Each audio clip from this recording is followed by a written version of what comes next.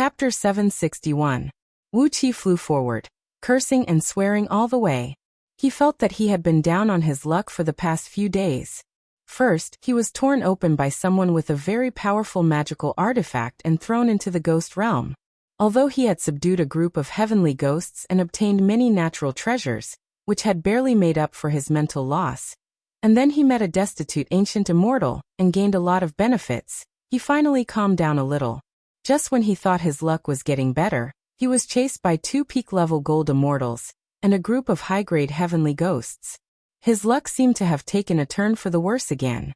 The 2 peak-level gold immortals were just hanging behind Wuxia from a distance, letting out strange, eerie howls from time to time. But the group of high-grade heavenly ghosts kept looming around Wuxia like maggots on a bone. From time to time, they would suddenly rush out of one of the dark clouds around him and give him a flurry of attacks. There was a rumor among the immortals in the outside world that one should never compete with heavenly ghosts in the ghost realm in terms of speed, as it was something that would make one collapse and despair. Some primordial immortals had even said that in the ghost realm, the speed of heavenly ghosts was incomparable to that of ordinary primordial immortals. Although the cultivation bases of the 2 peak-level gold immortals were much stronger than Wuxia, they were not as fast as Wuxia. But, although these heavenly ghosts were not as strong as Wuxia, they could fly very fast. Although they could not break through the void to teleport, their speed was still much faster than Wuxia's. From time to time, heavenly ghosts would jump out of the void and kick at Wuxia, while a couple of tails would wrap around Wuxia. Wuxia, who was flying at full speed, was harassed by them and could not fly at full speed. Instead, he was gradually caught up by the 2 powerful ghost immortals. With a furious roar, Wuxia mustered all his strength and threw a punch at a high-grade heavenly ghost who was leaping at him. The heavenly ghost who was lunging at Wuxia was an extremely beautiful young woman. She had red lips, white teeth, and a slim figure. Even on Panga continent, she would be a first-rate beauty. After cultivating to the realm of gold immortals, heavenly ghosts could reforge their bodies and make them 90% similar to humans. When they reached the realm of primordial immortals, they could evolve their bodies to be exactly the same as humans. The beautiful young woman flew over, her fingernails more than a foot long. The sharp nails tore through the void and slashed toward Wuxia's neck with 10 green beams. Her slender tail, which was over 200 feet long, shot out from between her legs like a spear and stabbed straight toward Chi's forehead. The tails of heavenly ghosts were extremely tough, and the strength of their tails was several times stronger than their limbs. The long tail swept toward Wuxia with a gust of wind. Although the tip of the tail was still 100 feet away from Wuxia's forehead, a gust of cold wind had already sunk Wuxia's forehead by about an inch. Wuxia's heavy punch hit the heavenly ghost's claws, causing her arms to shatter inch by inch with a miserable howl. The heavy punch destroyed the heavenly ghost's hands and landed heavily on her chest. A miserable howl rang out as the heavenly ghost suddenly turned into a plume of smoke and drifted away. The next moment, she reappeared in a dark cloud a few miles away. A vast amount of ghost energy was constantly being injected into her body, and her twisted and broken arms were healing rapidly amidst cracking sounds. This was the most troublesome thing about heavenly ghosts. Their fleshly bodies were extremely strong, and now that they were fighting in the ghost realm, which was their home ground, with the nourishment of the endless innate ghost energy, they could almost be regarded as immortal. As long as Wuxia's strike did not kill all their life force, as long as they were still breathing, they would be able to recover in just a few breaths of time. Even if their divine souls were severely injured, they could still recover in just a few breaths. This was the powerful blessing heavenly ghosts had obtained in the ghost realm, and it was also the reason why they dared to confront the celestial court, and you with only 13 great heavenly ghost kings and 400 ghost saints. If dozens of primordial immortals or supreme oracles dared to rush into the ghost realm, they would not necessarily be able to kill a great heavenly ghost king. On the contrary, the nearly immortal great heavenly ghost kings could fight a protracted battle with any enemy here. And since there was no natural energy here that primordial immortals and supreme oracles could use, they could drag out any enemy to death. The sound of clothes tearing rang out as several heavenly ghosts flew to Wuxia's side, their sharp claws ripping his robe and leaving deep bloody marks on his tough skin. the dark green venom seeped into Wuqi's body from their nails, and as soon as Wuqi's blood flowed out of his body, it quickly turned pale green and emitted a foul stench of decay. Wuqi was shocked. The venom of these high-level heavenly ghosts was really amazing. Hastily, he exercised the dragon kill and abruptly grew to a height of 100 feet, his body covered with 3 layers of thick dragon scales. A great pressure spread out in all directions. Wuqi opened his mouth, turned his head, and suddenly breathed out a stream of crimson flame at a heavenly ghost that was approaching him. The violent true flame of the dragon clan transformed into a tens of feet thick pillar of flame, and thrust out whistling. The heavenly ghost's face turned pale with fright, and he hastily twisted his body to avoid the front of the pillar of flame. But one of his calves was grazed by the flame, and it was burned to ashes in an instant. But then, something happened that made Wuqi feel helpless. The heavenly ghost, whose calves had been burned to ashes, retreated a few miles, took a few deep breaths, and the calves that were burned by the true flame of the dragons were suddenly regenerated, looking exactly the same as before. Helpless, Wuqi let out a long roar. Large amounts of green poisonous blood kept oozing out of the wound torn by the heavenly ghost, but his muscles squirmed and quickly healed. The dragon kill was a powerful divine ability developed by Du especially for those who cultivated both fleshly and magic. It had a strong resistance to all evil forces and toxins. Although the venom on the heavenly ghost's claws was very strong, the cultivation base of these heavenly ghosts was far weaker than Wuqi's, so they could not really do anything to him. Coiled around Wuqi's neck, Audiobook saw that the true flame of the dragons seemed to have a restraining effect on these heavenly ghosts, so he hurriedly opened his mouth and breathed out. The crimson dragon flame spread in all directions, forcing the heavenly ghosts who had been harassing Wuqi to scatter. The dragon python sisters let out deep roars as well. They opened their mouths and shot out beams of golden and silver light that enveloped Wuqi as if he was shrouded in crimson flames and a rain of golden and silver light. The heavenly ghosts that kept approaching him were forced back, and several of them were hit by the light. Whether it was golden or silver light beams, they immediately pierced head-sized wounds on these heavenly ghosts when they hit them, forcing them to retreat and absorb innate ghost energy to heal themselves. Wuqi, Audiobook, and the dragon python sisters unleashed their might at the same time, forcibly opening a path through the encirclement of these heavenly ghosts. But before Wuqi could fly far, the 2 ghost immortals behind him suddenly roared at the same time. The ghost immortal with the iron chain shook his hand again, turning the chain into a huge fishing net and falling down on Wuqi's head. Meanwhile, the other ghost immortal with the token gave a cold snort, turned the token in his hand into a huge, heavy iron plate, and smashed it down heavily at Wuqi's back. After flying up into the air, the token turned into a huge piece of iron that measured 100 miles long, more than 10 miles wide, and 3 miles thick. A strong yin energy wrapped around it, and it came smashing down with a suffocating pressure. There was also a tremendous suction force pulling at Wuqi's body, making it difficult for him to move for a moment. Wuqi looked back at the token, and his heart gave a violent jerk. It was a gold immortal artifact, and it was definitely a supreme grade one. It should be a first grade or second grade gold immortal artifact. He was very familiar with the suction force. It was exactly the same as the one emanating from the mountains around the valley where the heavenly ghost tribe lived. The fact that it could imprison Wuqi and make him unable to move proved that the token was too powerful. Wuqi felt as if he was being weighed down by countless mountains, so heavy that he could not even move a finger freely. With a wry smile, Wuqi was about to spit out the blood centipede sword to kill all the ghost immortals and heavenly ghosts when a loud, sonorous dragon roar suddenly rang out in the distance. Upon hearing it, the faces of the 2 ghost immortals and the heavenly ghosts turned even more unsightly than those of ghosts. A great sheet of golden light shone through the dense dark clouds. Amidst the light, a vigorous golden dragon about a mile long was galloping toward them with his head held high, treading on a vast expanse of purple mist. Standing on the dragon's head was a handsome young man in white, holding a jade flute in his hand and looking at them with a smile. "Hold on, ghost emissaries. This young man is an important minister of Du, so you can't touch even a hair of his. Otherwise, don't blame me for going to your palace and making you dance for 3 to 5 years." The two ghost immortals looked as if they had just stepped into dog shit.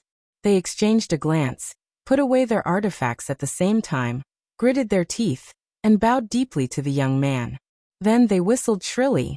Dozens of high-grade heavenly ghosts hurriedly scurried back into the dark clouds behind them, then flew back the way they came without saying a word.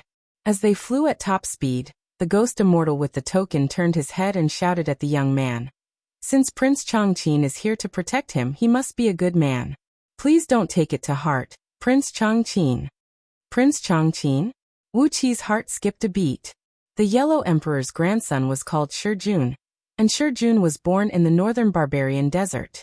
There was Mount Mang. There was Mount Gui.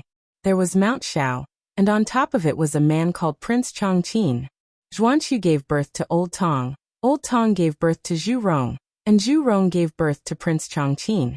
According to the Zhuozhuan, there were 3 birds of the 5 musical birds: the emperor bird, the luan bird, and the phoenix bird, who danced when they heard the zither. Prince Chongqing was a direct descendant of the Yellow Emperor Xianyuan, and he was born with a jade zither in his arms. He was good at playing all kinds of music, and could make birds and beasts dance when they heard the music. Wu Qi stared blankly at Prince Chongqing. As a direct descendant of the Yellow Emperor Xianyuan, his status in Diyu's court was unimaginable. Why was he here? He was a figure from the ancient times, and even the current Emperor Haozuan and Ji Kuei were only his grandchildren. Why was he in the ghost realm? Especially, how did he know that Wu Qi was Diyu's subject? And how did he meet Wu Qi here? Chongqing came before Wu Qi with a smile on his face. He nodded to Wu Qi and said, "Come with me. Where are your subordinates?" Wu Qi was taken aback. He breathed out Dark Een Celestial Tower, and released the jade armor Dark Turtle flying ship. Chapter 762. Stepping on the Golden Dragon. Chongqing rode on a cloud, shrouded in a clear mist. A beam of light shot up tens of thousands of feet behind his head, piercing through the thick dark clouds and mist, and emitting a vast expanse of yellow light in the sky. Prince Chongqing gently waved the jade flute, and let out a soft cry that sounded like a dragon's roar. Wherever the golden dragon passed, countless heavenly ghosts and all kinds of strange creatures in the ghost realm fled, fleeing as far as they could at their fastest speed. The jade armor mystic turtle flying ship was pulled by an invisible, flexible force, gliding across the sky gracefully. Standing on the back of the ship, Wu Qi stared blankly at Prince Chongqing, who was flying at high speed in front of him. The extraordinarily handsome Prince Chongqing looked like an immortal, but there was no immortal energy in his body. Instead, it was filled with a purple mist so strong that Wu Qi found it hard to believe. When Wu Qi's divine sense swept across Chongqing, the purple mist in his body shone with a blinding light like a small purple sun in Wu Qi's line of sight, making it impossible for Wu Qi to look straight at him. He was strong, unimaginably strong. No wonder the 2 emissaries of the Ghost Lords fled as if they had seen a ghost. Prince Chongqing did have the strength to make people flee at the first sign of his name. But why was this direct descendant of the Yellow Emperor Xianyuan, who only existed in myths and legends, here? Why was he in the ghost realm? And how did he know that Wu Qi and his subordinates were here? And how did he come here? As if sensing the deep doubt in Wu Qi's eyes, Prince Chongqing turned his head, smiled at Wu Qi, and said in a gentle voice, "The Marquis of East Sea was sent into the void by someone, wasn't he? A few days ago, I entered the void and found the traces of the Marquis of East Sea and his subordinates. That's why I brought the Marquis of East Sea here." Only after hearing Prince Chongqing's words did Wu Qi learn what had happened. Prince Chongqing had a territory in the ghost realm that was independent of the 13 great heavenly ghost kings and the 400 ghost saints. A few days ago he had entered the void on the peak of Mount Qifeng, the highest peak in his territory. It was a unique mystic art that allowed one to fuse their divine will with the void to comprehend the great Tao of heaven and earth. He happened to see Wu Qi and his companions flying in disarray in the void while being swept away by the raging energy tides. According to the direction in which Wu Qi and his companions were flying, if Chongqing had not intervened, Wu Qi and his companions would have been dragged into the heavenly fiend realm. It was a place whose natural environment was 1,000,000 times harsher than the ghost realm of the Nine Nether, where the creatures were even more brutal and ferocious, and where even ordinary primordial immortals did not dare to set foot. It was also the source of the Fiend Path's divine abilities and cultivation techniques practiced by all fiend immortals in the world, the birthplace of the Fiend Path's ancestors. Hastily, Changqing used a great divine ability to break the void, and helped Wuqi tear open the outer barrier of the ghost realm, bringing him into the ghost realm. But recently, some unforeseen events had taken place in the ghost realm. With Changqing's overall strength, he could have brought Wuqi and his companions directly into his territory. But because of the unforeseen events in the ghost realm, an external force had interfered with his plan, and the landing point of Wuqi and his companions was far away from his territory. Worried about the safety of Wuqi and his companions, Changqing had left his territory to search for Wuqi and his companions. Today he had found a place less than 10,000 miles away from Wuqi, and it just so happened that Wuqi and a group of heavenly ghosts were engaged in a fierce battle. The ripples of energy that spread in all directions had attracted his attention, and that was why he had arrived in time to drive away the two ghost emissaries and the group of heavenly ghosts. Wuqi bowed deeply to Changqing to express his gratitude. Wuqi knew very well what kind of place the heavenly fiend realm was. Only a handful of people in the entire universe knew about its existence. However, as Wuqi had inherited the scroll of stealing, he happened to be one of them who knew the details about it. Like the ghost realm, the heavenly fiend realm was an independent world formed by the fusion of a broken fragment of Panga continent and the first thread of innate fiend energy. The heavenly ghosts of the ghost realm were cruel and greedy, while the fiends of the heavenly fiend realm were treacherous, cruel, violent, greedy, and evil. Almost all the negative adjectives in the world could be used to describe them. Compared to the heavenly ghosts who acted only on instinct, these fiends were much more difficult to deal with, and posed a greater threat to immortal cultivators and all other living beings. At the thought that he, Huang Liang, and a group of his subordinates were almost dragged into the heavenly fiend realm, Wuqi could not help but feel his scalp go numb, and at the same time, his hatred for Liu Bang and King Zhangqiu deepened. He swore to himself that he would repay Liu Bang and King Zhangqiu for their deep friendship, and at the same time, he felt even greater respect and gratitude for Prince Changqing. After being dragged into the void by Liu Bang with the sky-veiling flag of chaos, Wuqi had personally experienced the mighty, irresistible, and terrible power of the flag. He also knew that Prince Changqing had fused his divine will with the void to comprehend the great Tao of heaven and earth, and he had hurriedly used an almighty divine ability to guide such a huge jade-armored dark turtle flying ship to break through the barrier of the ghost realm and enter it. However, Prince Changqing did not hesitate to consume his divine will to rescue Wuqi and his companions. On top of that, Prince Changqing was extraordinarily handsome, and his way of dealing with people was as bright and warm as the sun.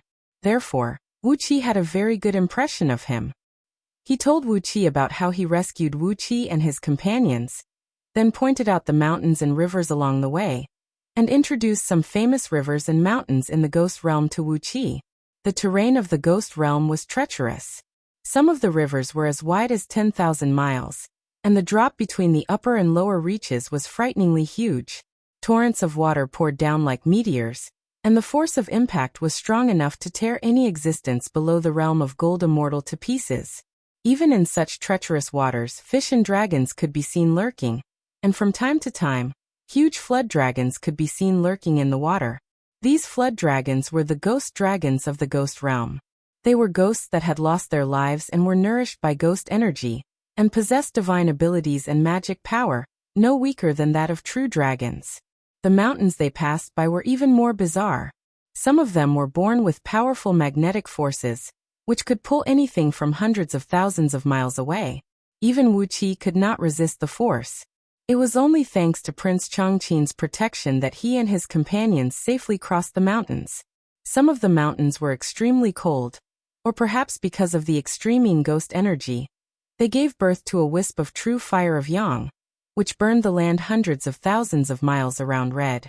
Some mountains kept erupting enormous thunderbolts, while others would spray out poisonous miasma of various colors from time to time. There were countless dangerous places in the world. After flying for hundreds of millions of miles at high speed, and flying over countless mountains and rivers, a boundless plain appeared in front of them. The plain was surrounded by 9 rivers of fire, each 1,000,000 miles wide and filled with purple lava.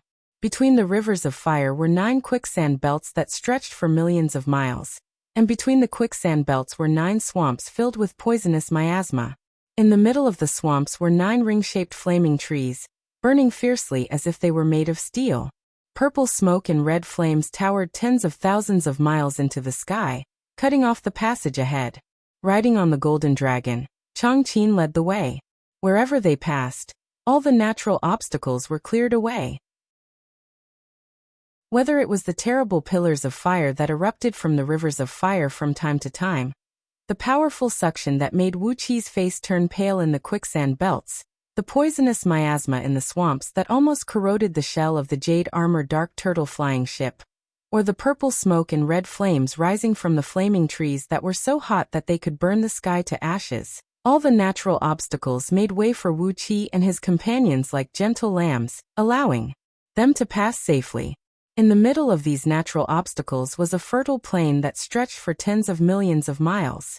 A lake as blue as the finest sapphire lay quietly at the foot of a lofty mountain. A breeze blew across the surface of the lake, but there was not even the slightest ripple. Thousands of golden dragons lay quietly at the bottom of the lake. Occasionally, when they opened their eyes, wisps of fierce golden light would shoot straight into the sky. The mountain next to the lake stood tens of thousands of miles tall, and was divided into 9 layers from top to bottom. Each layer of the mountain had a gateway made of fine jade and gold at the 4 cardinal directions of the mountain. Beneath these gateways stood longbow men, who stood over 10,000 feet tall, clad in heavy armors and holding heavy weapons. Like an indestructible mountain, they guarded the gateway that led to the mountain. High up in the sky, there were feathermen riding on rocks, whose bodies were glinting with a golden light, and whose claws were emitting purple-blue electric arcs. At a glance, the sky above the lofty mountain that almost occupied the entire plain was filled with rocks, and there were at least 1 billion feathermen patrolling in the sky. On top of the lofty mountain were streams, waterfalls, valleys, peaks that towered into the sky, and bottomless crevices. All the rocks were made of a material that looked like fine jade, and they were covered with countless exotic flowers and plants, some of which were extinct on Panga continent. At least, the Langxian tree that Wuqi had never seen before. The trees, which stood tens of thousands of feet tall and twisted like dragons, were covered with all kinds of beautiful jades, and some translucent fruits were hidden among them. When the wind blew past, an exotic fragrance wafted into the air, making one feel refreshed. Looking into the mountain gate directly opposite Wuqi, he saw tall towers and watchtowers, as well as barracks and tents. Under the supervision of heavily armored captains, large groups of soldiers were undergoing what could only be described as cruel training, tempering their bodies with the cruelest means, so that their bodies, which were on the verge of collapse, could quickly absorb the rich purple energy emitted from the lofty mountain to nourish their fleshly bodies, heal their injuries, and rapidly improve their overall strength. The soldiers' bodies were covered with scars of all shapes and sizes.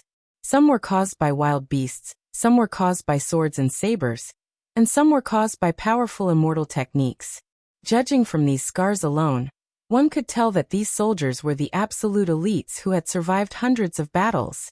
Compared to these expressionless, gray-eyed soldiers, the imperial army of Diyu's capital city, Liangzhu, was like comparing a boy scout to a professional butcher. Changqin turned to smile at Wuqi, then nodded and said, "Welcome to Mount Kunlun. Now this is the garrison of my imperial army, and the Kunlun Heavenly Pass, where I Diyu deter the ghost realm." Mount Kunlun.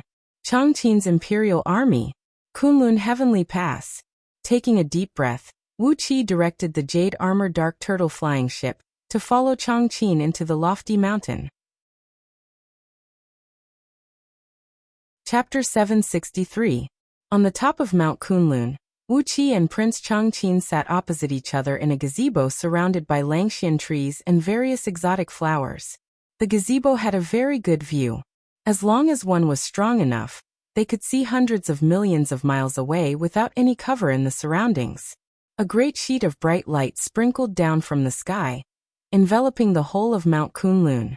It was the only place in the ghost realm that was shrouded by starlight. But unlike the usual unobstructed starlight, the sky above Mount Kunlun was also filled with faint dark clouds today. 2 blood-red moons hung high above the mountain, their cold and merciless red light sprinkling down from the sky and shattering the silver-purple starlight. As the blood-red light shone on Mount Kunlun, all the exotic flowers and plants looked a little listless. Prince Chongqing fished out a golden scroll from under his sleeve. As he flipped the scroll, a beam of light shot out from it, amidst which Wu Qi's figure appeared. He nodded to Wu Qi with a smile and said, "Once you conferred a new title of Marquis of Province, the corresponding figure and title will appear in the Du map, in Chongqing's hand. The heavenly Tao has bestowed immeasurable virtues upon you when you helped King Yufeng kill immortal Ding Jun. Chongqing admires you greatly." Wu Qi bowed slightly to Chongqing with a smile and said, "You flatter me, Your Highness. It's just a small contribution." It was not until now that Wu Qi realized how Chongqing knew his title at first glance. The Du map. Du map. Does Du really have such an amazing treasure? Wu Qi thought to himself. If even Prince Chongqing had such an amazing treasure, it was hard to say that the Yellow Emperor Xianyuan did not have something similar. At the thought that his title might have been known by the Yellow Emperor, Wu Qi felt an indescribable feeling welling up in his heart. The Yellow Emperor Xianyuan was one of the legendary ancestors of the human race. When Wu Qi thought that he might have had some contact with the Yellow Emperor, the dreamlike feeling was indescribable. Chongqing rolled up the scroll and hid it in his sleeve. Outside the gazebo, on a path paved with white jade, 2 beautiful girls dressed in light pink and white dresses were walking slowly toward him. One of them was carrying a fruit platter in her hand, filled with dozens of strange fruits that were recorded in the scroll of stealing, but Wu Qi had never seen before. The other girl was carrying a wine pot and 2 wine cups. Although they were still several hundred feet away from the pavilion, the aroma of the wine coming out from the wine pot had already made Wu Qi feel like he was about to be drunk. Chongqing personally poured wine for him, and eagerly advised him to eat a few more exotic fruits that were a specialty of Mount Kunlun. These fruits had all kinds of magical effects, such as strengthening one's physical strength, making one run like the wind, brightening one's eyes and improving one's vision, sharpening one's hearing, allowing one to hear the whispers of insects, and so on. But the most precious were the 20 or so Langxian jade fruits that grew from the Langxian tree. These fruits were shaped like apples, and their entire bodies were red and translucent, as if they were carved from red jade. A wisp of warm water vapor lingered around these fruits, emitting a powerful aura of life. These fruits had no other use but to prolong one's life. One fruit could give one 47,000 years of life, and if one were to consume 9 of them in a row, one could extend one's life by 1,080,000 years. Unfortunately, a person could only consume 9 of them at most, and after that, it would no longer have any effect even if one ate them as a meal. Every 1,000 years, the human emperor of Dayu would hold a meeting to reward his subjects, and occasionally, these Langxian jade fruits would be given out.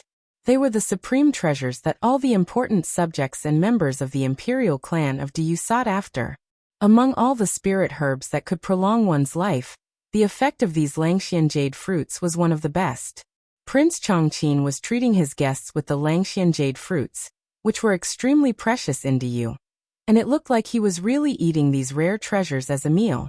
In any case, for every Langxian jade fruit Wu Qi ate, he would just give one to him. Amidst a series of crunching sounds, Chongqing ate 12 Langxian jade fruits as if they were apples, and did not feel any heartache at all. Wu Qi looked at Prince Chongqing speechlessly. The juice of the Langxian jade fruits was sweet and melted in his mouth, leaving no residue behind. It was as clear as the clouds in the sky, and its aura went straight into his internal organs, making him feel warm and comfortable all over. As the hot air rushed into his spiritual ocean, Wu Qi's divine soul opened its mouth and sucked it in. Shockingly, his divine soul was strengthened by about 30%. The purpose of the Langxian jade fruits was to strengthen one's soul and nourish one's fleshly body, so it could prolong one's life. Seeing that Chongqing did not take these rare fruits seriously, Wu Qi pondered for a moment, and realized that it was true. Legend had it that these fruits originated from Mount Kunlun, And now that Mount Kunlun had become the Kunlun Heavenly Pass under Changqing's control, the fruits that were regarded as treasures by others were no different from rice to him. Having figured this out, Wuqi did not hold back anymore. He chewed and munched on a dozen fruits with different effects in a row. Ao Buzan's mouth watered as he watched. In front of Changqing, Ao Buzan poked his head out from Wuqi's forehead and drooled 3 feet long. Changqing was amused. He gently clapped his hands, and 2 more girls brought a large basin of fruits and placed them before Wuqi. Looking at Ao Buzan, Changqing said with a smile, "This is an ancient true dragon, isn't it? I can't believe you have 2 dragon pythons of fire and ice. Marquis of East Sea is really lucky. Don't stand on ceremony. These fruits are nothing to me."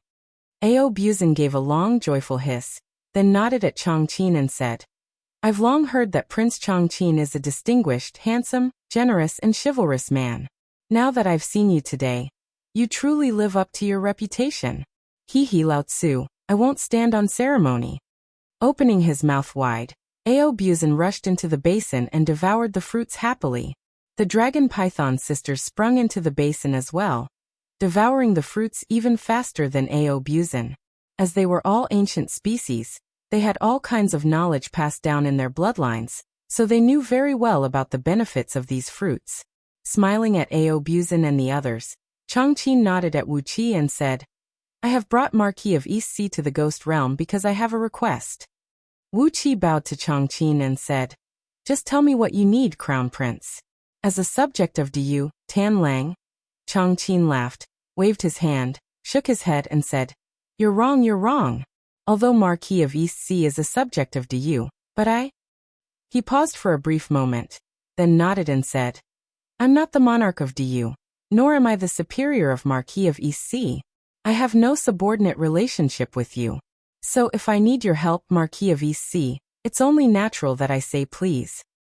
Wuqi gave Changqing a surprised look, then nodded and said, "If that's the case, just tell me what you need, Crown Prince." Changqing smiled and began to tell the story. Mount Kunlun, where Wuqi lived, was the legendary Mount Kunlun that Wuqi knew.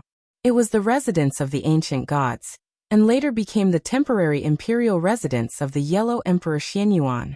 But after several apocalypses of heaven and earth in ancient times, great changes had taken place between heaven and earth.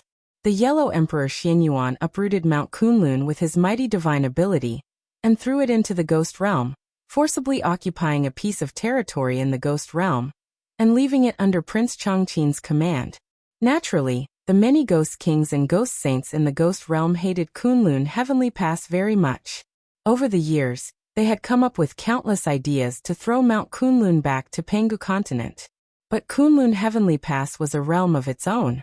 If those ghost kings and ghost saints broke into Mount Kunlun, they would lose the geographical advantage of the Ghost Realm, and would be beaten black and blue by Prince Changqing. Because of that, Prince Changqing made a name for himself in the Ghost Realm. In addition to deterring all the powers in the Ghost Realm and exploiting all kinds of rare specialties, Kunlun Heavenly Pass was also responsible for monitoring all parties. The Ghost Realm was located in a very strange location. In layman's terms, it was the thoroughfare of the 9 provinces, a node where the power of space and time intertwined. From there, one could easily travel to other worlds, be it the Celestial Court, Pangu continent, the chaotic void in the outer heavenly realms, the Fiend Realm, the Demon Realm, and the Yellow Springs. Changqing kept watch over Kunlun Heavenly Pass with the Mirror of Kunlun, an ancient extraordinary treasure that could illuminate the 33 heavens at all times, and keep an eye on the movements in the 9 heavens, the Yellow Springs, and all the other worlds. If there was any change, especially one that targeted the human race on Pangu continent, he could immediately send the information back to the Yellow Emperor Xianyuan and the Imperial Court of Du to deal with it. Meanwhile, the hundreds of millions of soldiers stationed in Kunlun Heavenly Pass had become the vanguard army to deal with any changes. Compared to the various conflicts and entanglements that broke out in Kunlun Heavenly Pass, the harassment of Myriad Immortal Alliance on Pangu continent was just a child's play. Over the past few days, Changqing suddenly discovered that some strange changes had taken place in the outer heavenly realms and a few other powerful places. Some well-prepared regions were destroyed, and a large number of spies were wiped out. There were also some strange changes taking place in other places. He wanted to send the news back to Pangu continent, but he found that the ghost realm had been completely sealed off. The 13 ghost kings and 400 ghost saints had joined forces to seal off the ghost realm. They had raised their myriad tribulations ghost eyes into the void, and formed the myriad tribulations heavenly ghost lockdown formation, completely isolating the ghost realm from the outside world. The hundreds of blood-colored moons Wuxia saw in the sky were not celestial bodies, but the eyes of those ghost kings and ghost saints. The moonlight that filled every corner of the ghost realm was the natal divine light cultivated by these ghost kings and ghost saints. Prince Chongqing had tried all kinds of means of communication, but to no avail. Even the messengers he sent were killed by some unknown people on the way. He was confident that he could break through the seal and return to Pangu continent, but he could not leave Kunlun Heavenly Pass. All the restrictive spells in the entire pass were in his hands, and he was the soul of Mount Kunlun. If he left, Kunlun Heavenly Pass might be breached by the army of the ghost realm. The risk was too great, and he did not have the courage to rush out of the ghost realm to deliver the message.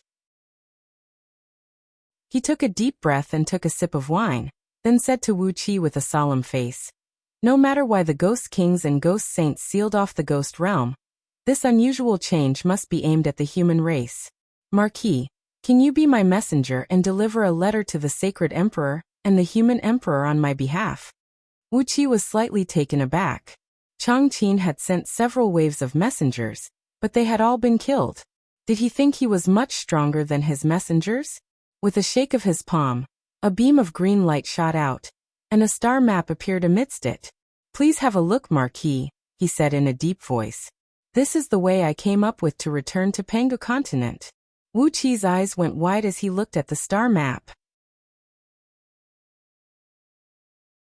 Chapter 764.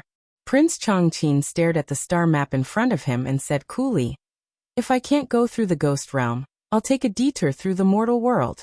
Over the years, we've planted many pawns in the mortal world. Some were destroyed, but some are safe and sound. You can return to Pangu continent through one of them, and no one will be able to stop you." Wuxia looked at Prince Chongqing. In ancient times, the immortal Tao, Buddhist Tao, Ghost Tao, Fiend Tao, and all sorts of heretical Taoists were collectively known as the 3,000 Great Taoists, and they were formed from the lineage of human beings. In the beginning, these people of the 3,000 Great Taoists had the human race in their hearts, and they fought alongside the human race to the death. After countless devastating wars, they eventually killed, suppressed, and expelled those formidable innate gods and powerful living beings, and finally Pangu continent was ruled by the human race. There was a world in every grain of sand, and a mortal world in every flower. Under the gaze of all the gods and Buddhas, these humans, who had been stripped of their true forms, lived a humble life. But there was one lineage of human beings who had comprehended the Tao of cultivation from the mystic arts and divine abilities of the ancient gods, and all sorts of living beings. They devoured the natural energy and stole the secrets of heaven and earth to nourish themselves, sacrificing the heavenly Tao to strengthen themselves, and sacrificing everything in the world to enrich themselves. Some of them cultivated their nascent divinity internally, and their fleshly bodies externally by consuming the glow of the sun and drinking the air. Some cultivated their nascent divinity internally, and their fleshly bodies externally. Some abandoned their fleshly bodies and used their souls to extract yin energy. These became the ghost Tao. And some tortured their fleshly bodies with all sorts of mystic arts, and tempered their souls with all sorts of cruel techniques, and even abandoned their souls became the Fiend Tao and other heretical Taoists. For all the immortals, Buddhas, and other cultivators, the human race was formed by inheriting the great Taoists of heaven and earth, and had fused with the fortune of heaven and earth. Therefore they were protected by the heavenly Tao. In other words, they could use the human race and obtain the power of virtue from them, which was permitted by the heavenly Tao. The effects of virtue energy were extremely profound, and it possessed boundless miraculous effects. For example, it could help one resist inner demons and heavenly tribulations. On the earth where Wuxia came from, the civilization of Atlantis was destroyed in this way. The legendary ancient Kunlun divine kingdom was also destroyed in this way. Even the Mayan civilization in the jungles of South America was still preserved. It was nothing more than their priests suddenly awakening the divine bloodline in their bloodline, and suddenly having the strength to break the barrier of the mortal world, and discover the truth of the world. Thus, they were mercilessly killed by the gods and Buddhas. The ghost immortals were delighted to discover that they could devour human souls to strengthen their own souls. And they could devour human flesh and blood to strengthen their cultivation. They could also gain more power by torturing and killing humans. Negative emotions such as fear, anxiety, and anger became the source of the ghost immortals' power. In the past, many ancient great sages joined hands to create humans, gathering the bloodline essence of countless divine beasts and divine birds to create the human race. Therefore, the human race was born to be the spirit of all living things. They inherited the great Tao of heaven and earth, and became one with the destiny of heaven and earth. They were the natural masters of this world. The world of mortals was just this kind of farm. Wuxia stared at Changqin and asked, "What is the mortal world?" The devil immortals were delighted to discover that the fleshly body and soul of the human race were simply a great treasure trove. They used the cruelest methods to torture the fleshly body and kill the human soul, breaking down the human soul and condensing all kinds of fiends from them, cultivating themselves into countless fiend clones, and from there, they could obtain supreme divine abilities. There were also various cruel methods to condense the sea of blood and extract the essence, which became a necessary cultivation technique for the devil path. Eventually, something that none of the human race could face happened. Therefore, some cultivators kept humans as pets, using all kinds of methods to gain virtues from them. For example, in a place where the land was barren for tens of thousands of miles, where the people of the human race had no way to live, a cultivator would painstakingly summon a heavy rain to save the people with an immortal spell. Naturally, the power of virtues would descend. Changqin glanced at Wuqi with a smile and said in a gentle voice, "You are a newcomer, so those ghost kings and ghost saints will not notice you. Most of them will keep their eyes on my old acquaintances. As your aura has not been touched by them, they can't track you with mystic arts. So, you have a 90% chance of success if you return to Pangu continent through the mortal world." Those ancient almighty experts had compressed, shattered, twisted, and pieced together the space where their Earth was located. So the small space where the Earth was located contained not only the Earth that Wuqi was familiar with, but also the other 839, 9999, 999 Earths. They coexisted in the same void, orbiting the same sun and the same moon. The carefully arranged stars shone on these 840 million mortal worlds at the same time. But as time went by, the orthodox experts of the human race gradually aged and died, while the immortals, Buddhas, ghost spirits, and fiend kings had an endless lifespan. They watched their former comrades, companions, and clansmen die of old age. And they finally realized that they were different from ordinary humans. The Big Dipper, the 6 stars of the Southern Dipper, the gold, wood, water, fire, earth, sun, and all the other stars were the stars that Wuqi was so familiar with on Earth that he could draw them with his eyes closed. He stared blankly at the star map, and suddenly realized that something extraordinary was about to appear in front of him. There were 840 million mortal worlds on Earth, and they all existed together. It was just like the one-dimensional world, the two-dimensional world, the three-dimensional world, all the way to the 840 million dimensional worlds. All 840 million Earths were located in the same place in the void, but the living beings on them could never meet the people from other mortal worlds. Their history was created by those gods and Buddhas. Their development was controlled by them, and their rise and fall were planned at will. Prince Changqin's eyes were very warm, dispelling the chill that rose from the bottom of Wuqi's heart. He shouted sternly, "How could they do this?"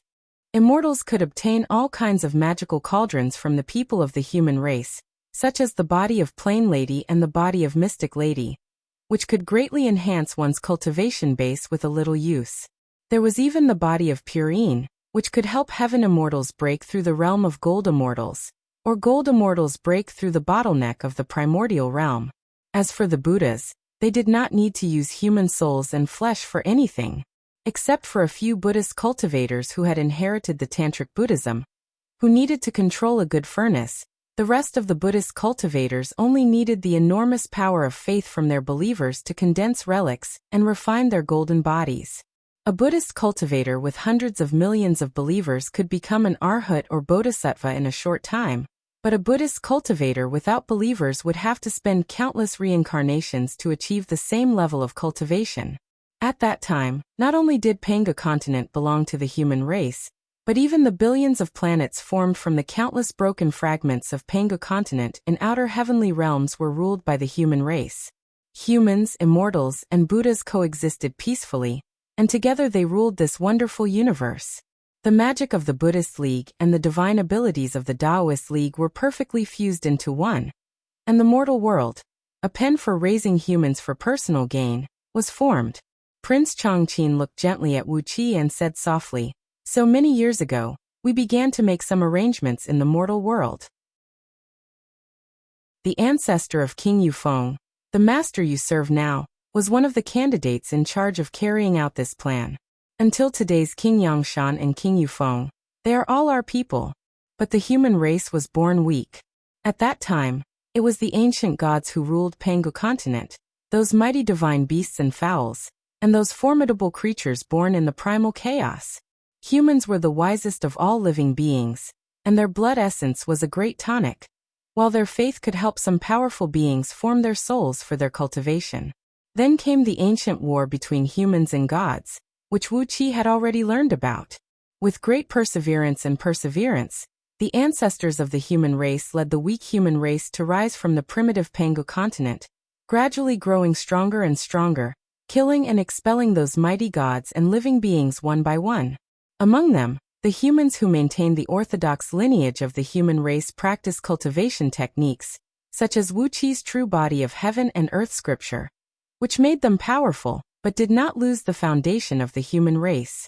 Chongqing frowned slightly and sighed with an unsightly expression, then shook his head and told Wuqi a few things. Wuqi was sweating profusely as he listened to the story. His body was shivering, and his joints were producing cracking noises. But it was impossible for the humans in the mortal world to have any contact with the people in other mortal worlds.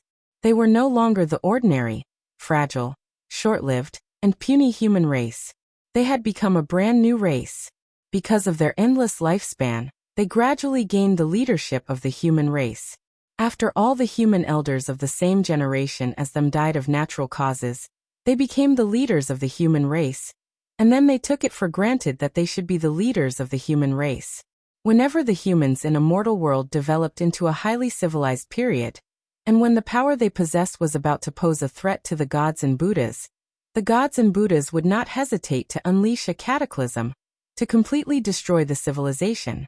Then, the humans, who were thrown into the primitive society, would have to rebuild on the ruins of the broken civilization. A star map that Wuqi was very familiar with appeared in front of him. The cultivation techniques of the immortals and Buddhas who ruled the human race came from the gods and living beings who had fallen or been expelled.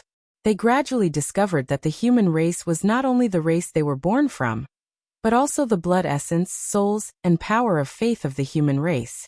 Therefore, when humans were born, they were either captured and devoured, or kept in captivity and fooled. Their fates were unspeakable. They were born, grew old, fell sick, and died. Their myths and legends contain stories about Pangu continent, the ancient gods, and the origin of the human race. These were the memories left in the human bloodline, and even those almighty experts who had used supreme mystic arts could not erase them completely. With these fragmented memories about Pangu continent and their ancestors, they struggled to survive in the mortal worlds, going through the cycle of reincarnation, rising and falling generation after generation. The earth where Wuqi was born was a part of the mortal worlds. Only those ancient almighty experts who created the world knew exactly how many mortal worlds there were. But over the years, Prince Chongqing had peeped into them with the mirror of Kunlun, and he had discovered as many as 840 million of them. The 108 most powerful ancient Buddhas and 124 ancient primordial immortals had joined hands, using the bodies of 99,999 ancient gods and mighty living beings that had been killed as the materials, and these almighty experts had spent an eons of hard work to forge the mortal world. 840 million mortal worlds were just the ones Changqin had discovered over the years. In fact, how many mortal worlds were there in the world, and how many humans were being played by them? How could they do this? They were born human beings, too. How could they be so cruel to those of the same origin? How could those lofty immortals, Buddhas, and other almighty experts do this? Chapter 765. Prince Changqin looked at Wuxia and said something else. The immortals and Buddhas kept the human race captive in the mortal worlds, making them unaware of their origins and blinded their divine sense. They obediently became the reserve army for the immortals and Buddhas to choose their disciples, and became the production base for them to obtain all kinds of resources. Need disciples with excellent aptitude? Go to the mortal worlds to choose. Need talented cultivation vessels to pluck and nourish? Go to the mortal worlds to search. Need the power of faith to form relics? Go to the mortal worlds to preach. Need the power of virtue to resist the heavenly tribulation? Go to the mortal worlds to travel. In a word, the mortal worlds had almost become a necessity for the immortals and Buddhas to improve their cultivation bases and develop their sections. Only those almighty experts who had truly grasped the power of the universe and the great sects they had established could have their own territories in the mortal worlds. For example, the Lord Buddha, Amitabha, the Buddhist League he founded had at least 280 million worlds in the mortal worlds, and countless followers. The power of faith of countless believers in the 280 million worlds was gathered together. 50% of the power of faith belonged to the Lord Buddha, Amitabha, and the other 50% belonged to the Buddhas, Bodhisattvas, Arhats, Vajras, heavenly kings, and other saints of Buddhism. With such a huge amount of power of faith gathered in Amitabha alone, his cultivation base had reached an unfathomable level. 90% of the living beings in the mortal worlds were created by the Buddhist League after controlling a small part of the power of the 6 paths of reincarnation, and then fusing the souls of those who had reincarnated in the 6 paths of reincarnation into the mortal worlds. According to the rules of the heavenly Tao, all the human beings in the 6 paths of reincarnation would be reborn on Pangu continent. But the Buddhist League controlled a part of the power of the 6 paths of reincarnation, and that was why the population of the mortal worlds did not decrease. On the contrary, as time went by, the population grew. The core essence of the preaching of immortals and Buddhas in the mortal worlds was that by believing in those immortals and Buddhas, one could transcend the mortal worlds and go to the Elysium or other worlds of great joy. If one believed in the way of Tao, one could ascend to the immortal realm. If one believed in Buddhism, one could go to the Elysium. The immortals and Buddhas had incredible means. If there were extremely devout believers in the mortal worlds, their souls would be branded by their faith. Once they died, their souls would enter the 6 paths of reincarnation, and those who were branded in their souls would be guided by the Buddhist League to the outer heavenly realms to be reincarnated, retaining all their memories from when they were alive. When they were suddenly reincarnated from the filthy mortal worlds into outer heavenly realms with abundant natural energy and natural treasures, they were born, the Buddhas, the followers, and the Buddhas. They believed even more. These fanatics lived and multiplied in the outer heavenly realms. Because of their excellent aptitude, they became the best source of disciples for immortals and Buddhas, or when they died of natural causes, they were taken to their own Buddhist kingdoms by the almighty experts of the Buddhist League, and became their sons of Buddha, providing the power of faith to the almighty experts of the Buddhist League day and night. Qi of Changchang, Changchang Qinchang, and Qi and stones, and set the king race and Changchang of gods, and the king kings, and in of the living and cultive, and the emperor god Qi saint of, as the leaders of the human race. How can we tolerate such behavior? The Yellow Emperor Xianyuan, the Yen Emperor Shenong, and the ancient emperors of the human race, including Zhuanxiu, Taihao, and Xiaohao, could not tolerate such things. Therefore, they had been fighting against the immortals and Buddhas in the sky. Prince Changqin, who presided over the ghost realm and secretly spied on the mortal worlds, had naturally become the vanguard of the various intentions of the almighty experts behind the human race. For a long time, he had joined hands with some powerful figures in Diyu's dynasty, quietly developing his power in the mortal worlds and fighting against the immortals and Buddhas. Just like the people of the Six States in Xiangyu, the hegemon king of Western Chu, they were all heroes of their time, and King Yangshan had set his eyes on their pawns. More than 2,000 years ago, their fights and killings were all secretly controlled by King Yangshan. After Yingzheng, the Qin emperor, unified the world, King Yangshan was about to reveal his identity and ask Yingzheng to submit to Diyu, so that he could truly become one of Diyu's generals on earth. However, the counterattack of the celestial court came roaring down like a thunderstorm. With all kinds of means, Yingzheng was killed, Zhao Gao rebelled, Li Si fell into chaos, the crown prince Fu Su was killed by the immortals, and the ignorant Hu Hai was placed on the throne. King Yangshan was so furious that he immediately secretly supported Xiangyu to conquer the world again. But Liu Bang, the son of a certain celestial emperor in the celestial court, reincarnated into a human, joined forces with Zhang Liang and others, who also had an immortal background, and defeated Xiangyu in the Battle of Gaixia. Xiangyu was killed by Zhang Liang and others with immortal magic. If not for King Yangshan's help, Xiangyu's soul would have long been destroyed, and he would never have had the chance to rise again on Myriad Immortals' planet. Seeing that the immortals were too powerful, King Yangshan, who knew he could not fight them head-on in the mortal worlds, had no choice but to take the souls of the heroes of the six dynasties, as well as Xiangyu, and bring them to Myriad Immortals' planet which he had prepared in advance. There, he reforged their bodies and let them continue to develop from scratch. These people were all heroes, and King Yangshan had controlled their souls with restrictive spells, so that he could use them as spies to hurt others in the future. As Prince Chongqing told the story, Wuxia made a general deduction about why the heroes of the six dynasties appeared on Myriad Immortals' planet. Not only on the earth that Wuxia was familiar with, but also in the other mortal worlds, Diyu's men were secretly operating. When the Buddhas spread their faith of immortals and Buddhas, Diyu's men destroyed their faith to their heart's content. Whenever there was any major turmoil in those mortal worlds, it would be caused by the pawns arranged by Diyu's men. In the long run, the activities of Diyu's men in the mortal worlds would become what the immortals and Buddhas called the sabotage of demons and devils from outer heavenly realms. But the mortal worlds were, after all, jointly created by the immortals and Buddhas, and all the laws in them were under their control. Prince Chongqing and others had worked hard for countless years, but their achievements in the mortal worlds were still few and far between. Although they had unearthed many outstanding talents from the mortal worlds and sabotaged many of the immortals and Buddhas' operations, compared to their efforts, the returns were undoubtedly meager. After all, none of their operations had caused any damage to the mortal worlds, and they could not be considered to have achieved anything. Over the years, in addition to some targeted operations against the preaching of the immortals and Buddhas in the mortal worlds, the biggest achievement of Prince Chongqing and others was to construct some ultra-long-distance teleportation formations in the mortal worlds that led directly to Pangu continent.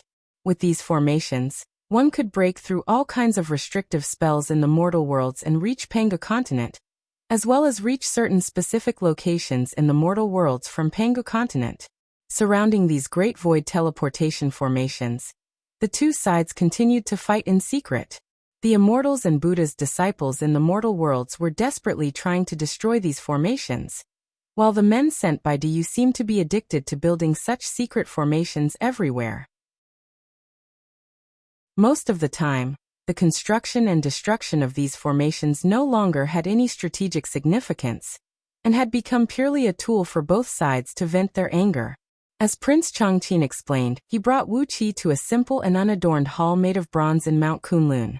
Inside the spacious hall, a bronze pedestal with 9 dragons coiled around it stood majestically, while an oval blue wheel made of unknown materials, 3,000 feet tall and 100 feet thick rested firmly on the pedestal.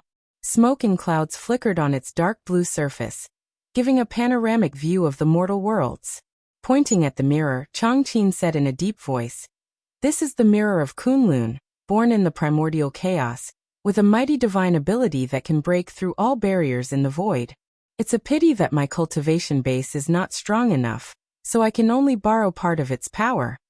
Gently stroking the pedestal of the mirror of Kunlun, Wuqi looked at the huge mirror and asked, "What if I want to completely master it?" Changqing turned to give Wuqi a look, pondered for a moment, then shook his head and said, "I suppose I need an overall strength beyond the realm of primordial? After all, it is the most powerful supreme treasure of primordial, that even a first-tier primordial immortal could not truly master. But an overall strength beyond the realm of primordial? TSK, is there anyone like that in the universe?" An overall strength beyond the first-tier primordial immortal was also beyond the realm of primordial. Heaven immortals could borrow the power of the laws of heaven and earth. Gold immortals could distort the laws of heaven and earth. Primordial immortals could destroy or create new laws of heaven and earth. So, what was the realm beyond the realm of primordial? Wu Qi could not imagine it, and judging from Changqing's expression, he seemed to doubt this statement as well. After all, it was a legendary realm. Beyond the realm of primordial? Did such a person really exist today? Take the current Lord Buddha, Amitabha for example. As the Lord of countless Buddhas and the leader of the Buddhist League, it was said that he had just stepped into the realm of first-tier primordial immortal. There were no more than 10 people in the universe who could stand shoulder to shoulder with Amitabha, and they were the top group of people in the universe. A realm beyond the realm of primordial? Did such a person really exist? Shaking his head, Wu Qi heaved a long sigh, then looked at Changqing in confusion and said, "Crown Prince, are you going to use the mirror of Kunlun when you brought Tanlang here?" Changqing nodded and said, "Yes, I'm going to use its power to send you to the mortal worlds. The mirror of Kunlun is extremely mysterious, and although I can only borrow part of its power, I've made it the hub of all the teleportation formations in the mortal worlds." With a flick of his finger, plumes of smoke rose from the mirror of Kunlun, with countless star maps flashing rapidly amidst them. "In a moment, Marquis, you'll choose one of the worlds to go to, and the location of all the teleportation formations in that world will appear in your divine sense," said Changqing in a deep voice. "Once you're in that world, you'll be able to use the teleportation formations there to return to Panga continent." Looking at the gleaming mirror of Kunlun, Wu Qi suddenly thought of something. Was there another teleportation formation on Earth? If there was, Wu Qi would not mind making a trip to Earth. It was time to settle some of the old scores. After pondering for a brief moment, Wu Qi nodded and said, "Please bring Tanlang's subordinates here, Crown Prince. Tanlang will put them in the Supreme Tower and bring them with him."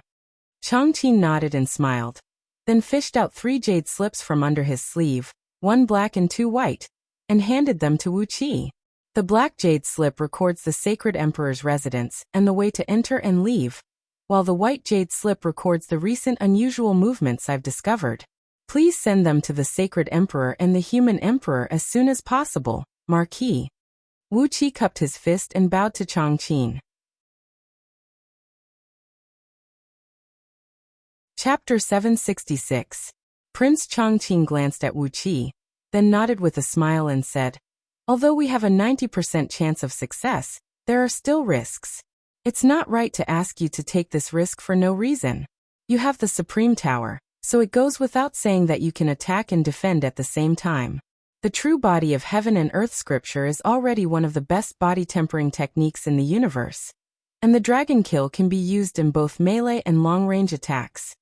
In a pitch-black great hall on a great mountain in the depths of the ghost realm, 13 great heavenly ghost kings and 400 ghost saints were sitting cross-legged on a group of black stone pillars of different heights. When Wu Qi was sucked into the mirror of Kunlun, several great heavenly ghost kings suddenly opened their eyes and let out deep hisses.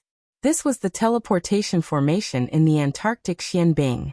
As long as Wu Qi followed the information from the mirror of Kunlun and changed the coordinates of the formation to one of the 13 corresponding coordinates on Panga continent, he would be able to return to Panga continent without a hitch. Amidst the laughter of the ghosts, the faces of the 3 Buddhas sitting on 3 glowing lotus thrones in the void outside the ghost realm turned extremely unsightly. They stared blankly at the ghost realm shrouded in thick clouds of dark mist, their benevolent and dignified faces filled with ugly, awkward smiles. A faint beam of light flashed in the distance, and then disappeared without a trace. In the next moment, 3 huge golden palms were hovering in front of the 3 Buddhas. The index finger of one of the palms was broken by something, emitting a faint golden glow. His divine sense had locked onto the small planet, and the information that followed made Wuxia understand that there were originally 7 teleportation formations on this planet, but 2 of them were destroyed 1,000 years ago, and 1 more than a decade ago. Now only 4 of them remained intact. Dark Een Celestial Tower was a treasure that Wuxia had nourished with his natal energy, so he naturally could not use it to fight the enemy. The blood centipede sword was used to kill, and once unleashed, it would cause blood to flow for thousands of miles. Although it was powerful, its killing intent was too strong. Only the worldly phenomenon tablet contained boundless profundities. It could be used to kill, trap, attack, and defend. Once used properly, it was much stronger than other treasures. With a casual wave of his hand, a square-shaped jade medallion flew out of his hand and fell into Wuqi's hand along with wisps of spiritual light. He shouted in a low voice, "Martial Uncle, I'm back." Wuqi realized that the teleportation formation that was destroyed 1,000 years ago should be the one that brought him to Panga continent, not to mention the one that was destroyed a dozen years ago. Of the remaining 4 teleportation formations, 2 were located near the North and South Poles, 1 was located in the depths of the Pacific Ocean, and the last one was located in the Earth-Fire Poison Cave at the center of Mount Amei. He glanced at Prince Chongqing, and knew that he had activated some mysterious function of the Mirror of Kunlun, using this mysterious power that contained a very strong innate aura to purify his divine soul. Judging by the prince's flushed face as he performed a hand incantation gesture with both hands, he knew that it was a great burden on him to activate this power. Even so, Wuqi's divine soul trembled violently as the information was rapidly injected into it. He felt waves of pain in his divine soul, and cold sweat broke out all over Wuqi's body as he almost screamed in pain.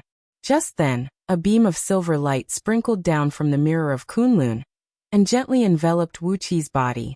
Wuqi, whose divine soul was almost unable to withstand the impact, felt a refreshing coolness all over his body as an unfathomable and mysterious power penetrated into his divine soul.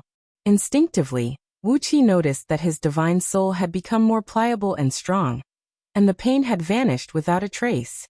Prince Chongqing was sweating profusely as he staggered back a few steps and retracted his hand incantation gesture, while trembling all over.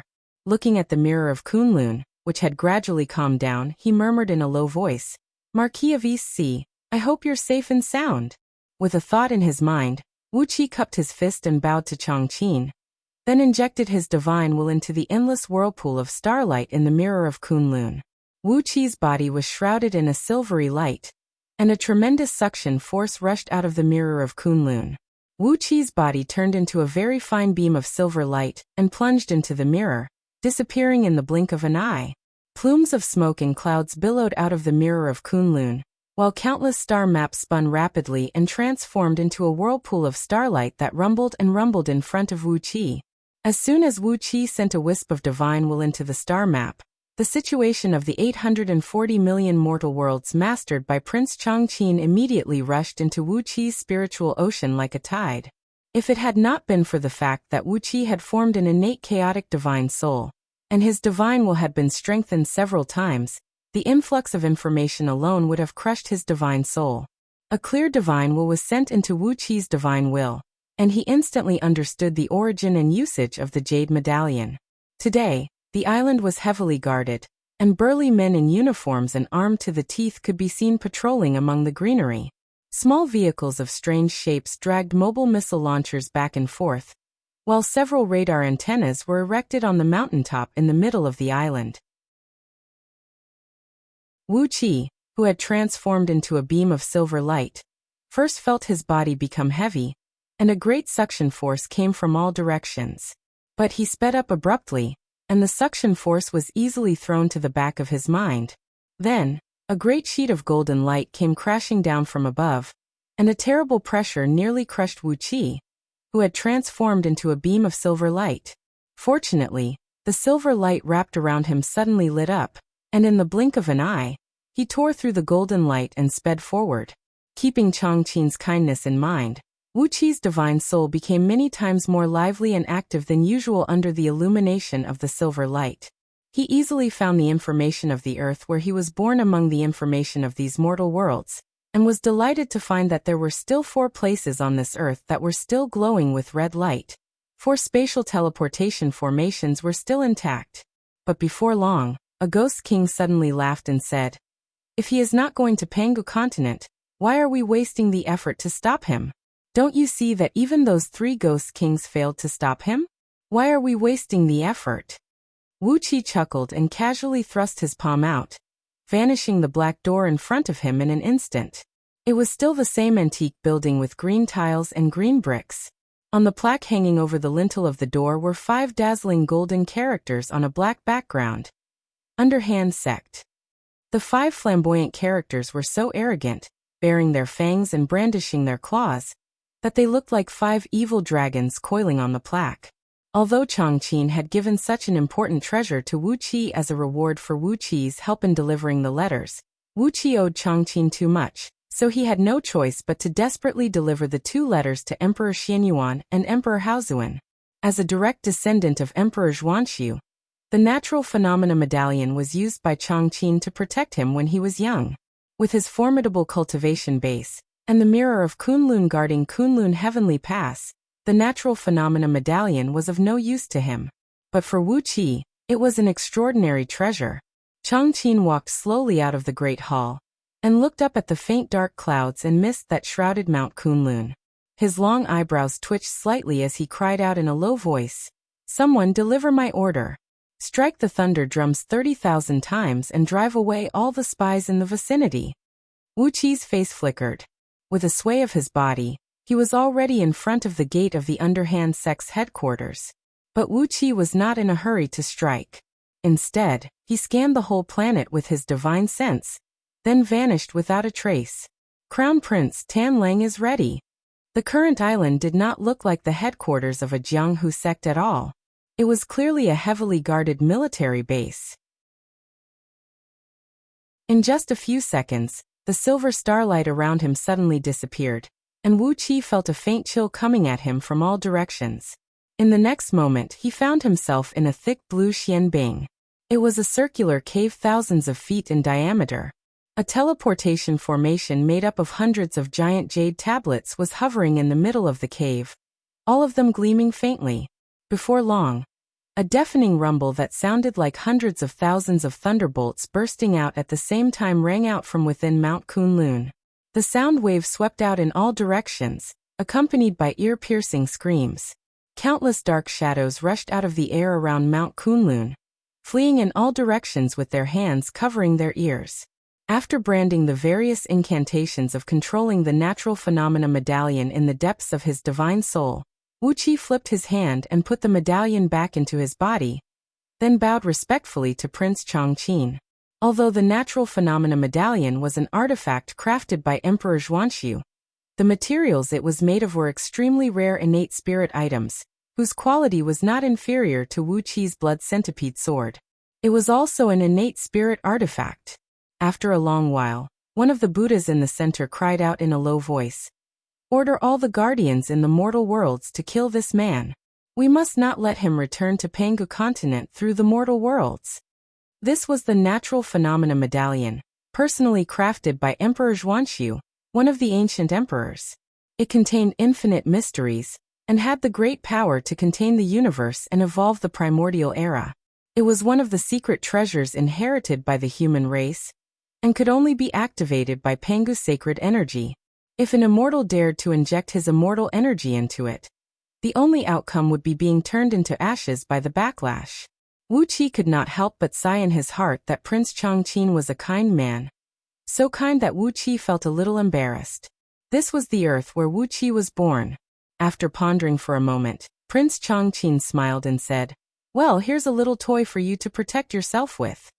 The jade medallion was 1 foot and 8 inches long, 6 and 3 inches wide, and 3 inches thick.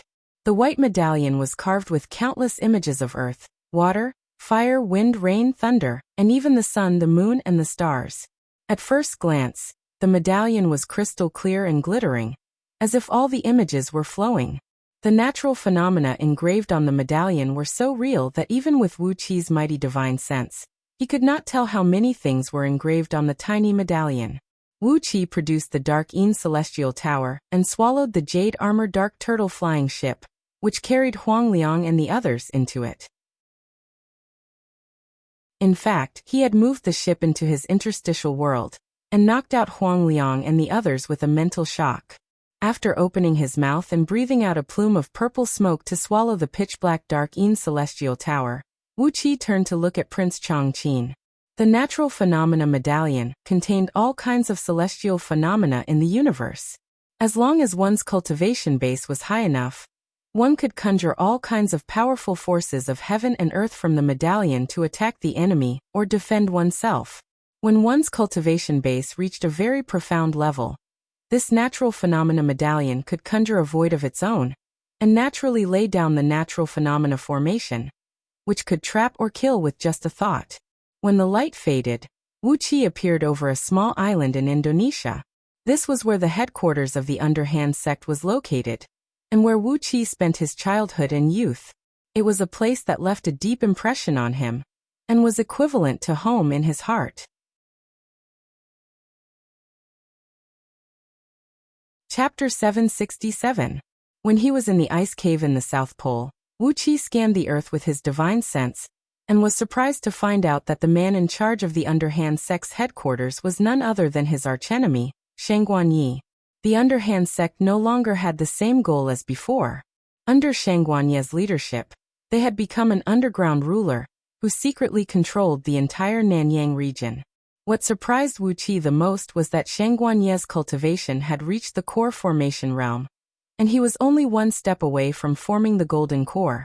When Wuqi's divine sense locked onto Shangguanyi, he was indulging in debauchery in the Underhand sect's headquarters, having sex with a few beautiful girls with skin whiter than snow. After smashing the main entrance of the Underhand sect's headquarters with a single palm strike, the alarm immediately rang, and countless heavily armed men rushed over from all directions. A sharp rebuke was heard coming from the loudspeakers erected on the high ground. In the airfield behind a few hills in the distance, dozens of armed helicopters with streamlined bodies were taking off at top speed, flying straight towards Wuqi. Along with the sound of gun bolts being pulled, nearly 1,000 men surrounded Wuqi. More than 50 military helicopters were circling above him in the sky, with all kinds of anti-ground missiles hanging on their wings glinting faintly under the sunlight.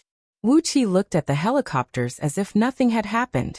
The maximum power of these missiles was only equivalent to the full power of a core formation cultivator. And to him, it was not even enough to scratch an itch. Even the strongest thermonuclear weapon on Earth, the hydrogen bomb, which weighed tens of millions of tons, was only equivalent to the full power of a 36th-tier heaven immortal. This was the limit of power that humans in the mortal world could possess. How could Wuqi take these weapons seriously? The mortal world was created by the ancient Buddhas and primordial immortals using the bodies of fallen ancient fiend gods, and some natural treasures. It was a tool for them to raise humans. Humans in the mortal world could not possess too much power, and the thermonuclear weapon was the most extreme power they could possess. As if nothing had happened, Wuqi glanced at those men who were on high alert, then sighed and said, "Shangguanyi, are you still not coming out?" A deep laughter could be heard coming from afar. Shangguanyi, who was calm and composed, had put on a set of black training clothes, and was surrounded by dozens of middle-aged men as he swaggered out.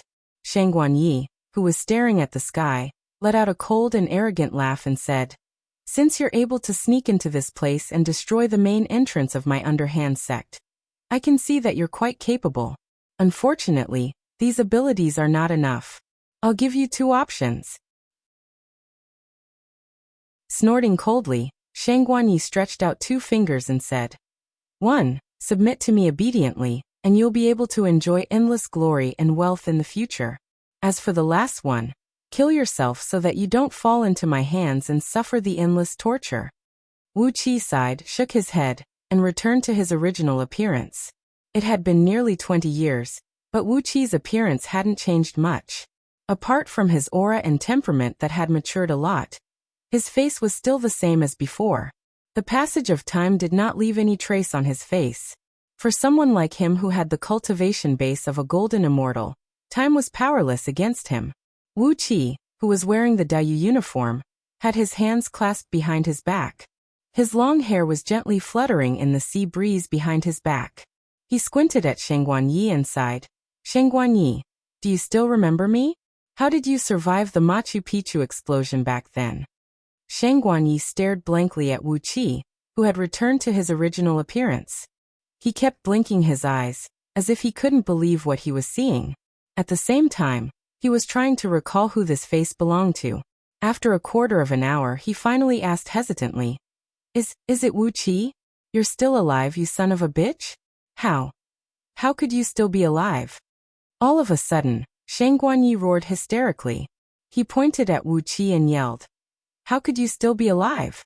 In the past, the Lord of Tao used the talisman given by the immortals to travel back in time. Only then was he able to reform our bodies and souls. Even though we had been destroyed by the explosion.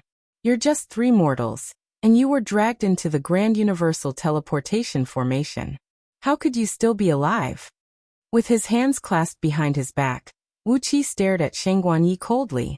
He waited for him to calm down, then said indifferently, Master and Xiaobai, they're dead. Their souls have merged with mine, and will never be separated again in this life. I thought I'd never have the chance to see you again, but the heavens have eyes, and I'm finally back. The strange atmosphere between Wuxia and Shengguanyi made all the armed men in the surroundings tense up. Wuqi's strange tone made a few of the men who had their guns pointed at Wuxia cramp their fingers, and they immediately pulled the trigger. When the gunshots rang out, over 1,000 men who were aiming at Wuxia pulled the triggers at the same time, sending countless bullets whistling towards Wuxia. Shengguanyi had a hideous smile on his face, but his smile turned into extreme shock in the blink of an eye. A circle of faint black flame burst out from Wuqi's body, and all the bullets that got close to him were devoured and corroded by the black flame. Not a single bullet could get close to his body. The helicopters in the sky had also unleashed 36 waves of missiles, and over 50 of them had unleashed over 1,000 air-to-ground missiles at the same time. Raging flames and smoke blanketed Wuqi's body, and the scorching flames converged into a blinding white light that enveloped him. But the purgatory demonic flame around Wuqi's body started rolling, and all the flames and shrapnel were devoured and melted by the black flame. Even the sound of the missiles exploding was devoured by the black flame. The sound of more than 1,000 air-to-ground missiles exploding was actually about the same as the sound of firecrackers. The situation on the battlefield was simply extremely strange. Lightly clapping his palms, Wuxia said coldly, So many years have passed and the arms of those black market traffickers have not improved at all? Hee, I can't blame you, as how could those animals that were raised in captivity give you so much improvement? Not bad. The power of these missiles is slightly stronger than a full force attack from a core condensation cultivator. Not bad. Shengguanyi's eyeballs almost popped out from his eye sockets. He looked at Wuxia in horror, and subconsciously took a dozen steps back. Everyone on the scene backed off in panic, because they saw something unbelievable. After being shot by thousands of missiles, not only did Wuxia not suffer any injuries, even the ground around him was not affected by the explosions. It was as if the black flame around him was a bottomless black hole that devoured all the explosive power and shrapnel. Amidst the hurried cries of alarm, the fiend flame of purgatory around Wuxia transformed into tens of thousands of spirit snakes and shot out. They tore through the air with shrill whistling noises and hit the bodies of the armed men, burning them into balls of pitch-black flame. The blazing fireballs flew everywhere, and heart-wrenching screams could be heard from every corner of the island. Under the scanning of Wuqi's powerful divine sense, nothing that happened in the underground bases deep within the island could escape Wuqi's eyes. Countless snakes formed by the black flames pierced through the thick rock layers of the island, and burned into the underground bases below. The armed men who were busy working near the submarines and small warships were screaming in fear. The flames were burning fiercely, and not long after that, a loud explosion could be heard from the bottom of the island. It was the sound of the ammunition and fuel stored deep within the island being detonated. In the blink of an eye, The tens of thousands of armed men on the island were killed by Wuqi. Only Shangguan Yi and the dozens of middle-aged men behind him were left. Wuqi gently patted on Ao Buzan's shoulder. Ao Buzan, who had long lost control of his killing intent, let out a deep dragon roar. He suddenly transformed into a giant black dragon that was hundreds of feet long, opened his mouth and swallowed a middle-aged man beside Shangguan Yi. Along with the sound of chewing, a large amount of blood flowed down from the corner of Ao Buzan's mouth. He squinted his eyes and stared at Shangguan Yi, chuckled and said, "Hee, Lao Tzu would never have thought that my lord was actually born in the mortal world." Wuqi patted Ao Buzan's slightly protruding belly, then smiled at Shangguan Yi and the others, who were dumbfounded, and said, "If I may ask, where did all the elders and fellow disciples of the underhand sect go?" Shangguan Yi's body was trembling. He said with a trembling voice, All dead." Wuqi furrowed his brows and asked in a deep voice, "All dead?" A middle-aged man beside Shangguan Yi suddenly knelt on the ground and screamed. This was all done by sect leader Shangguan. He said that those elders and disciples didn't help him when he was in trouble, so he asked Miao Yuan to kill them all. "This has nothing to do with us." Wuqi's unfathomable methods, as well as the sudden appearance of the legendary real dragon, had scared Shangguan Yi and the others so much that their minds went blank. Without Wuqi asking, they told him everything in detail. All in all, the underhand sect today was no longer the underhand sect that Wuqi was familiar with. All the disciples that Wuqi was familiar with had been killed in Shangguan Yi's Great Purge. The current underhand sect had become a tool for Miao Yuan to control the South Sea and to plunder all kinds of natural treasures.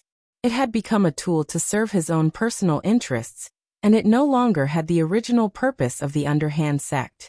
Wuqi lowered his head and pondered for a moment, then shook his head. He casually waved his hand towards the underhand sect's main altar. Along with an ear-piercing sound, a tattered wooden plaque flew out from the altar. This was the ancestral plaque of the underhand sect. After Shangguan Yi had purged the entire sect, this ancestral white wooden plaque was thrown away in the storeroom to gather dust, and was replaced by this huge golden plaque. Gently rubbing the wooden plaque that had accompanied the underhand sect for many years, Wuqi said in an indifferent tone, "Uncle Master Shangguan, I've rebuilt the underhand sect on Pangu continent. Once I've massacred Green City, I'll bring this plaque to Pangu continent and place it at the entrance of the underhand sect I've built." With a relaxed smile, Wuqi shook his head and said, "The descendants of the underhand sect will not die, but you will die." Shangguan Yi was startled. He roared and retreated at top speed. But how could Wuqi let him escape? The blood centipede sword tore through the air with a sharp whistling sound. A beam of blood-red light swept out, cutting Shangguan Yi and the people around him in half at the waist. All the hills and forests on the island were broken and shattered by the sword's ferocious sword energy. He casually struck down, unleashing a bolt of thunder that turned the entire island into ashes and sank to the bottom of the ocean. With a sway of his body, Wuqi had crossed thousands of miles in the blink of an eye and arrived above Green City. "Taoist Miao Yuan, an old friend has come to visit. Why aren't you coming to see me?" Wuqi patted his battle robe and changed it into an ordinary Taoist robe, while he stuffed Ao Buzan and the dragon python sisters into his sleeve.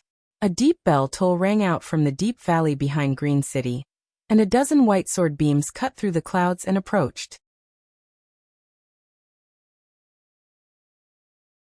Chapter 768. The leading white sword beam moved nimbly like a snake, gliding lightly over the thin layer of clouds and approaching Wuqi. A young Taoist amidst the sword beam cried out, "May I ask which fellow Taoist has come to visit us? What business do you have with Uncle Master Miao Yuan?" A blood-red gleam flashed across Wuqi's eyes as he stared at the approaching sword beam. Incense smoke drifted in the air in front of Mount Qingcheng.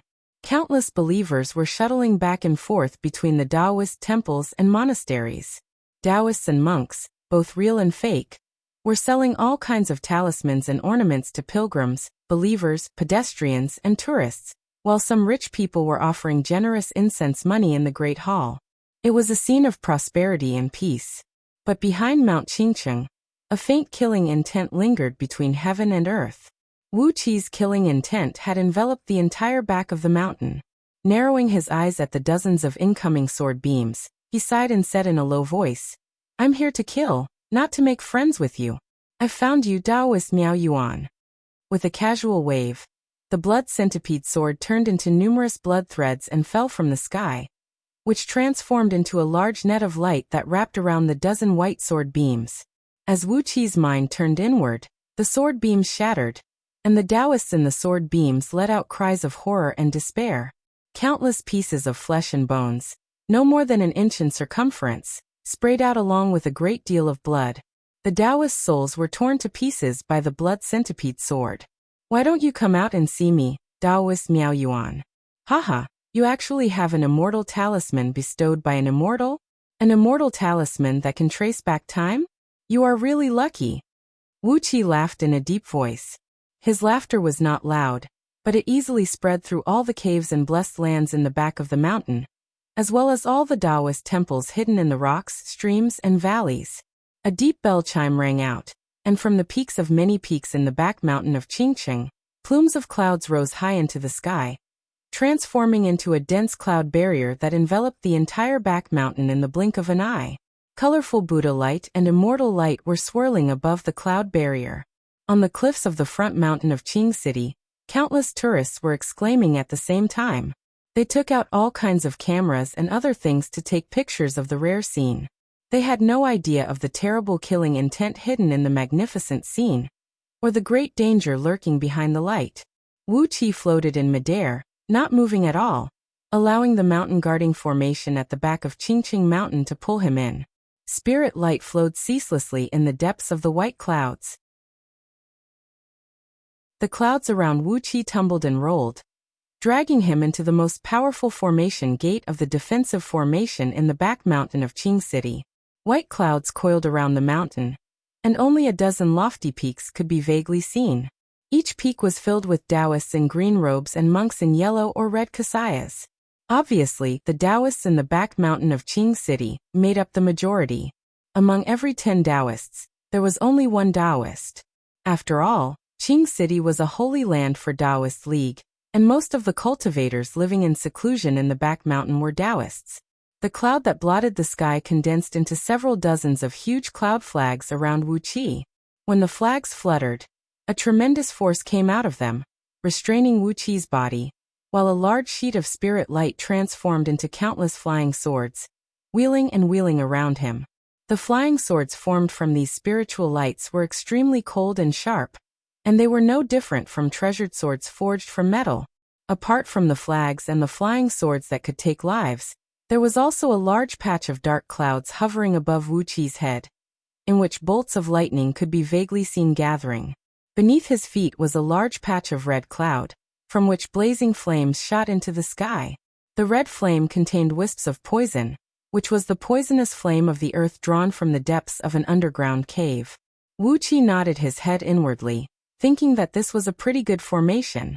It had the means to imprison people, the murderous intent of the flying swords, and the heavenly lightning and earthly fire to prevent people from escaping.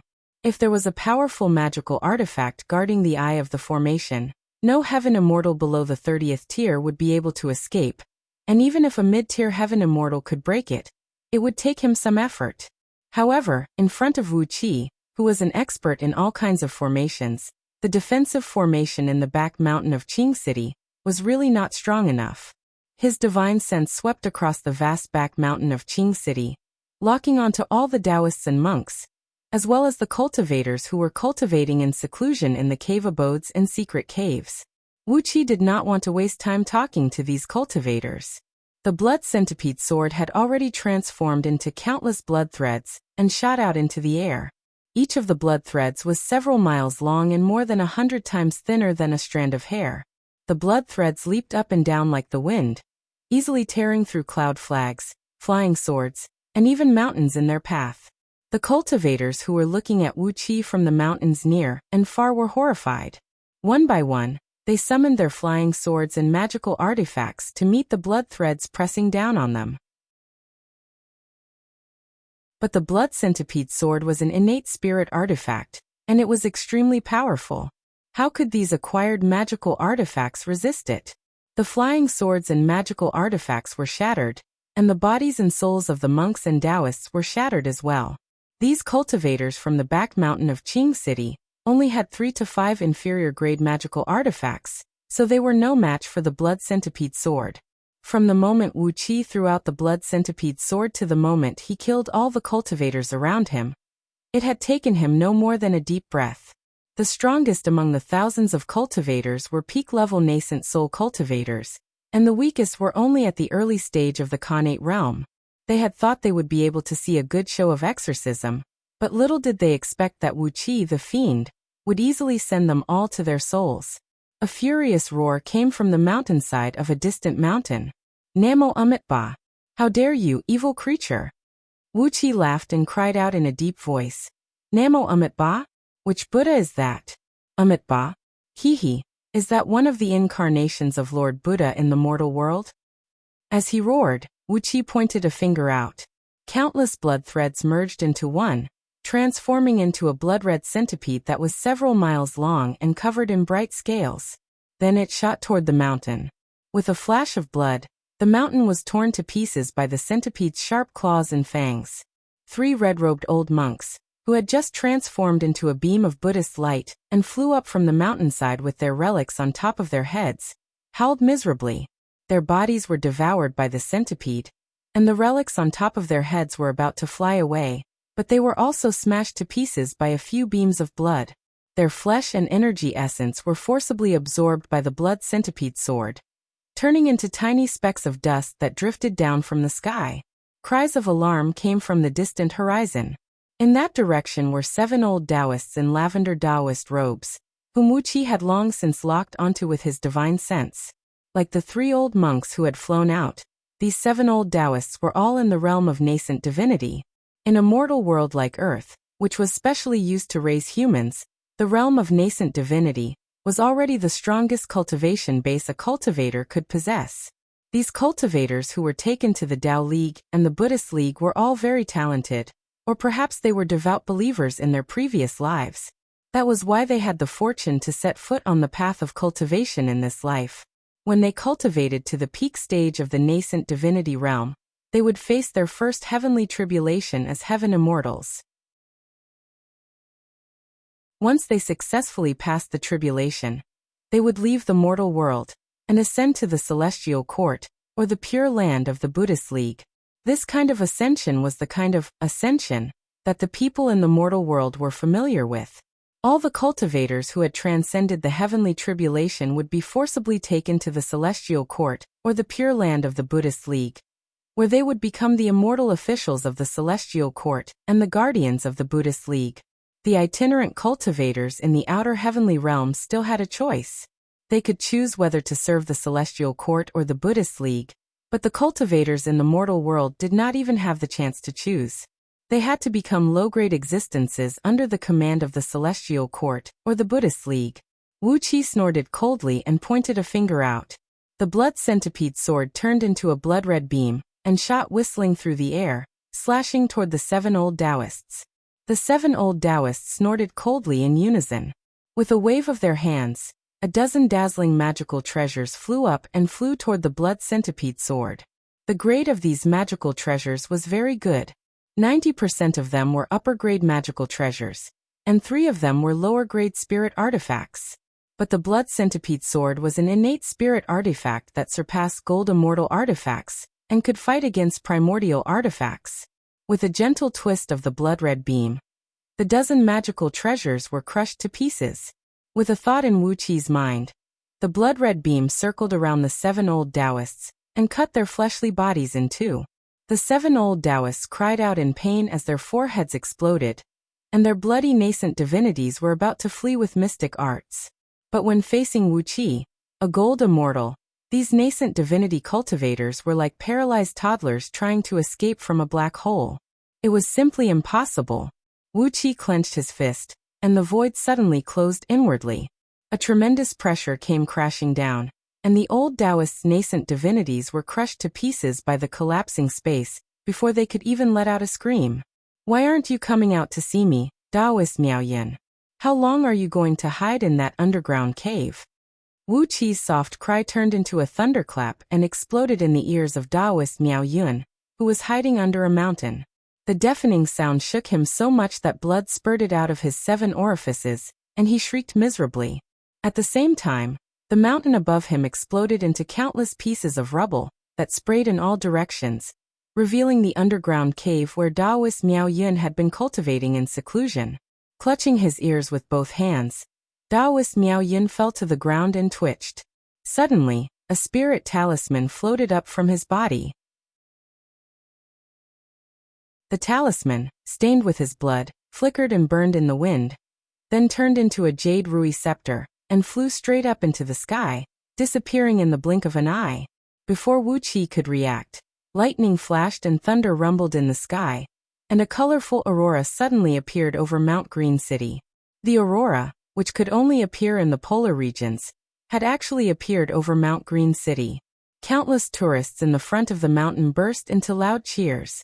The aurora was magnificent and ever-changing, and the colorful glow enveloped the back of Mount Green City in an instant. A bright light, invisible to the naked eyes of mortals, flashed in the aurora, and 3 immortals clad in dark purple Taoist robes rushed out of it. How dare you intrude into the mortal world and stir up trouble? The immortal monarch has given the order that you will die today. The 3 immortals, who were at the peak of the first tier of heaven immortal realm, and only 1 step away from becoming a gold immortal, raised their hands. 3 crimson flying swords shrouded in raging flames transformed into 10 miles long fiery dragons that slashed down towards Wu Qi's head. A deep Buddhist chant rang out as 3 arhats strode out of another bright light and cried out in a deep voice, "By the decree of the Bodhisattva of wisdom and wisdom, meowing, meowing, wisdom and wisdom of the world. What are you waiting for?" The 3 arhats raised their hands as well. 3 Vajra scepters transformed into a Vajra pagoda that stood 10 miles tall and smashed down towards Wu Qi. The flying swords and the pagoda glowed brilliantly as a mighty pressure swept out in all directions, causing the peaks of the back of Mount Green City to crumble. How could the mountains of the mortal world withstand the destructive aura of peak-level heaven immortals and golden arhats? Wu Qi grinned and gently stamped his foot. An invisible force pierced through the ground and killed the howling Taoist Miao Yuan and all the cultivators in the back of Mount Green City. The 3 heaven immortals and 3 arhats who descended from the mortal world flew into a rage. They shook their weapons and charged at Wu Qi with all their might.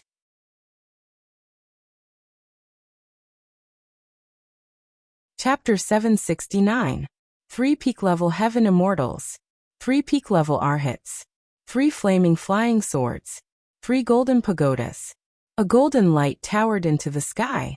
Wu Qi smiled as he looked at the tide-like attacks coming at him from the golden light. With hands clasped behind his back, his eyes shone brightly as he fixed his eyes on the 3 golden arhats who were swooping down at him. Shrouded in the 9th heaven Bingding Pure Yang True Flame, the flying swords that could melt gold and iron and destroy all evils. The flying swords hacked heavily at Wu Qi's head. Amidst the jarring sound of collision, not even a single strand of Wu Qi's hair was broken.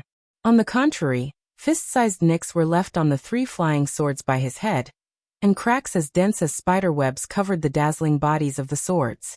The 3 swords forged by the Grandmaster craftsmen of the Celestial Court were shattered, and the 3 heaven immortals, who were performing incantation gestures and chanting spells to attack Wu Qi with immortal spells, coughed up blood and retreated. The immortal swords they cultivated with their lives were destroyed, and their nascent divinities were shaken as well. The powerful immortal spells they had been preparing to unleash suddenly lost control and backfired. It was as if they had been struck head-on by the immortal spells they had unleashed with all their strength, and the impact had left cracks in their internal organs. Amidst the cries of alarm, the golden pagodas transformed from the 3 Vajra scepters smashed down toward Wu Qi's head with the force of Mount Tai. Wu Qi remained motionless, letting the pagodas hit his head one after another. Amidst a deafening rumble, sparks flew out from Wu Qi's scalp, and the golden pagodas shattered, turning into countless pieces of pure gold that shot out in all directions. The force of the pagodas hitting Wu Qi was hundreds of millions of kilograms, but when they smashed into Wu Qi's head, the force that came out from under Wu Qi's scalp was 1,000 times that of the pagodas. These pagodas couldn't bear the counterforce of hundreds of billions of kilograms. The pure and brutal physical force shattered the pagodas into pieces, and the three great Buddhist treasures immediately turned into broken trashes. The arhats roared furiously as they leaped to Wuqi's side, swinging their fists at him in the shape of dragons and tigers. Their fists were like dragons, and their roars were like tigers. The three golden arhats were all at the peak of the Arhat realm, and they were only half a step away from the realm of Bodhisattva. The golden Arhat body that they had tempered had the power to move mountains and drain the seas. With a gentle shake, they could shake the stars. Now that the three of them were attacking Wuqi with all their might, they were confident that their fists could penetrate Wuqi's body. Wuqi allowed their fists to land on his body. He didn't even activate his magic power to defend his body. He just took a slight breath, and the muscles on his body caved inwards before suddenly bouncing outwards. The three great arhats howled miserably. Their fists fell on Wuqi's body, but Wuqi's muscles caved inwards, and their fists, which contained infinite power, missed. Then Wuqi's muscles bounced back, and a counterforce that was 10,000 times stronger than the force of their fists swept back like a raging wave. The arhats only felt a sharp pain coming from their fists, followed by their arms, shoulders, and then their whole bodies. After spending countless reincarnations, spending countless generations in the mortal world, accumulating an unknown amount of virtues, and exchanging an unknown amount of power of faith, the supreme-grade golden body of Arhat that he had finally formed shattered like a pile of sand. Countless golden powders scattered in all directions, then were sucked into his stomach. The true fire of life burned fiercely inside Wuqi's body, and with a roll of chaotic energy, the three golden arhats turned into pure heat that circulated throughout his body, making his body a little stronger. Not bad at all. Wuqi praised delightfully. Finally, both of his hands began to move. His right hand swung out like lightning, and the 9 fist-sized, sparkling and translucent white sariras were lightly flicked by him. The true souls of the arhats in the relics were shattered by him. And the relics, which contained a very strong spiritual sense and mind power, were casually swallowed by him. The chaotic energy wrapped around the swallowed relics, and quickly digested them into a rolling heat flow that rushed straight into his spiritual sea. Wuqi's spiritual soul lit up, and his spiritual sense became a little stronger. The shattered fragments of the true souls of the arhats were sucked into Wuqi's spiritual soul, and the memories of the three arhats were quickly absorbed by him. Those miscellaneous life experiences were discarded by Wuqi, and he focused on the cultivation method of the three treasures almighty salvation scripture that the three arhats practiced. The 9 chapters of the three treasures almighty salvation scripture could allow an ordinary mortal to cultivate to the level of a 15th tier gold immortal. If he wanted to develop to a higher realm, he would need the following scriptures and mystic arts.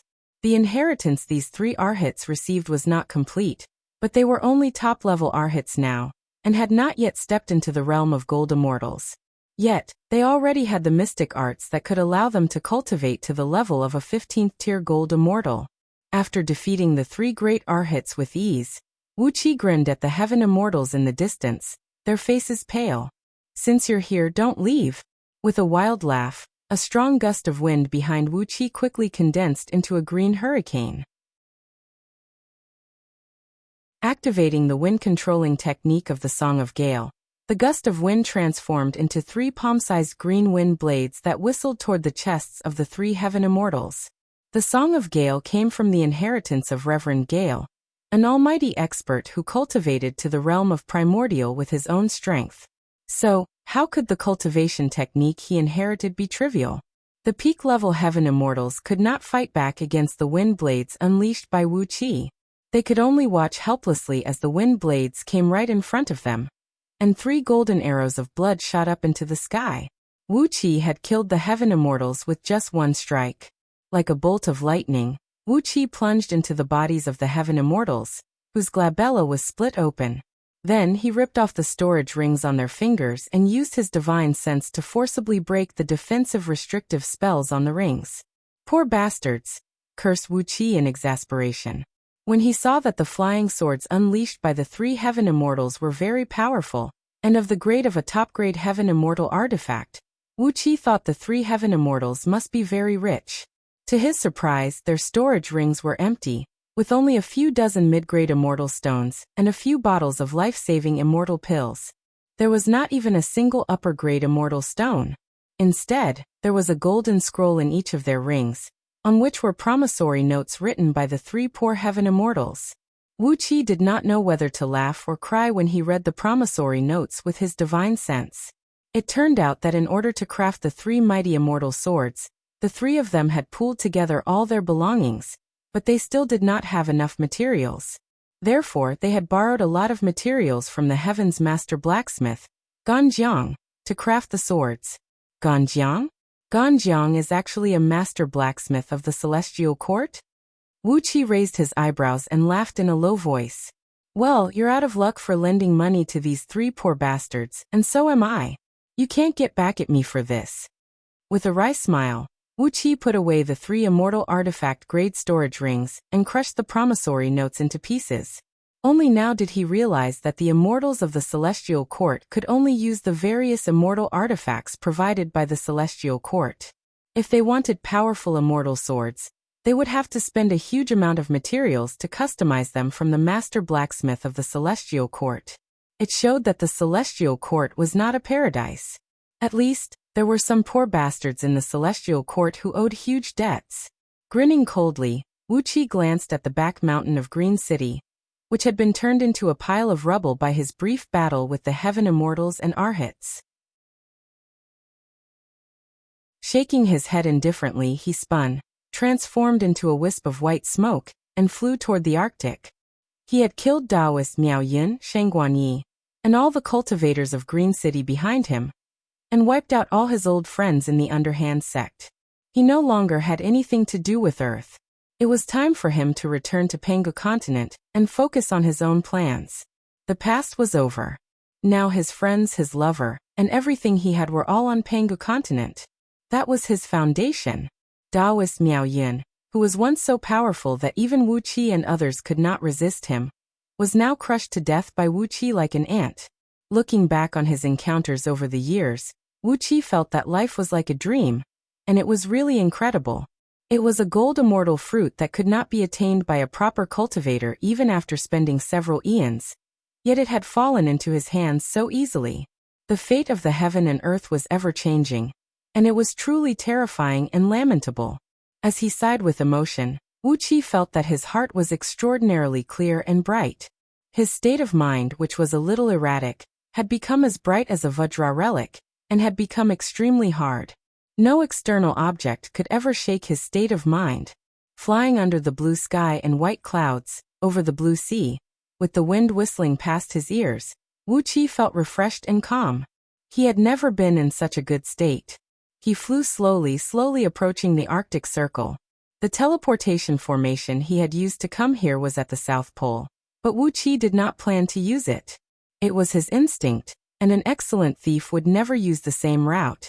More than 100 kilometers away from the North Pole, Wuxia stopped over a thick layer of ice. Wuxia nodded with satisfaction when his divine will penetrated the thick layer of ice, and found nothing unusual. It was the effect of the magical restrictive spell laid out by Prince Chongqing and others. The spell was inherited from an ancient god who served the Yellow Emperor Xianyuan. His special ability was to fuse all things with the heaven and earth, completely erasing the energy fluctuations of these objects. Unless there was a special incantation, outsiders would not be able to find the hidden items. The teleportation formation at the North Pole was hidden with such a spell. Wuxia glanced around and softly recited a spell. As Wuxia recited the spell, a tiny gap silently opened up in the layer of ice below, from which a faint energy fluctuation sprayed out. The teleportation formation was right below, and as Wuxia recited the spell, it was automatically calibrating its coordinates and locking onto the direction of Pangu continent. Just as Wuxia was about to sneak into the ice and return to Pangu continent, a fat figure quietly emerged from behind him. "Little benefactor, you are fated to meet the Buddhist League." The fat monk, with a smile on his face, casually pressed his palm against Wuqi's back. A tremor ran through Wuxia as an extremely pure and blazing Buddhist energy rushed into his body, shattering his internal organs in an instant. The monk chuckled and said in a low voice, I am Buddha Futu, the one who presides over the 840 million mortal worlds under the decree of the Lord Buddha. Little benefactor, you have killed 3 of my arhats, so you are fated to meet the Buddhist League. The smile on Buddha Futu's face was amiable, but his attacks were like a storm. 18 palm strikes landed all over Wuqi's body, causing his bones to creak and his body to plunge into the ice like a meteor. A deafening rumble rang out, and with Wuqi at the center, the entire North Pole disintegrated. The ancient Xianbing cracked, sending huge icebergs flying into the sky. Waves around the North Pole rose tens of miles high, and the whole Earth trembled slightly because of the blow.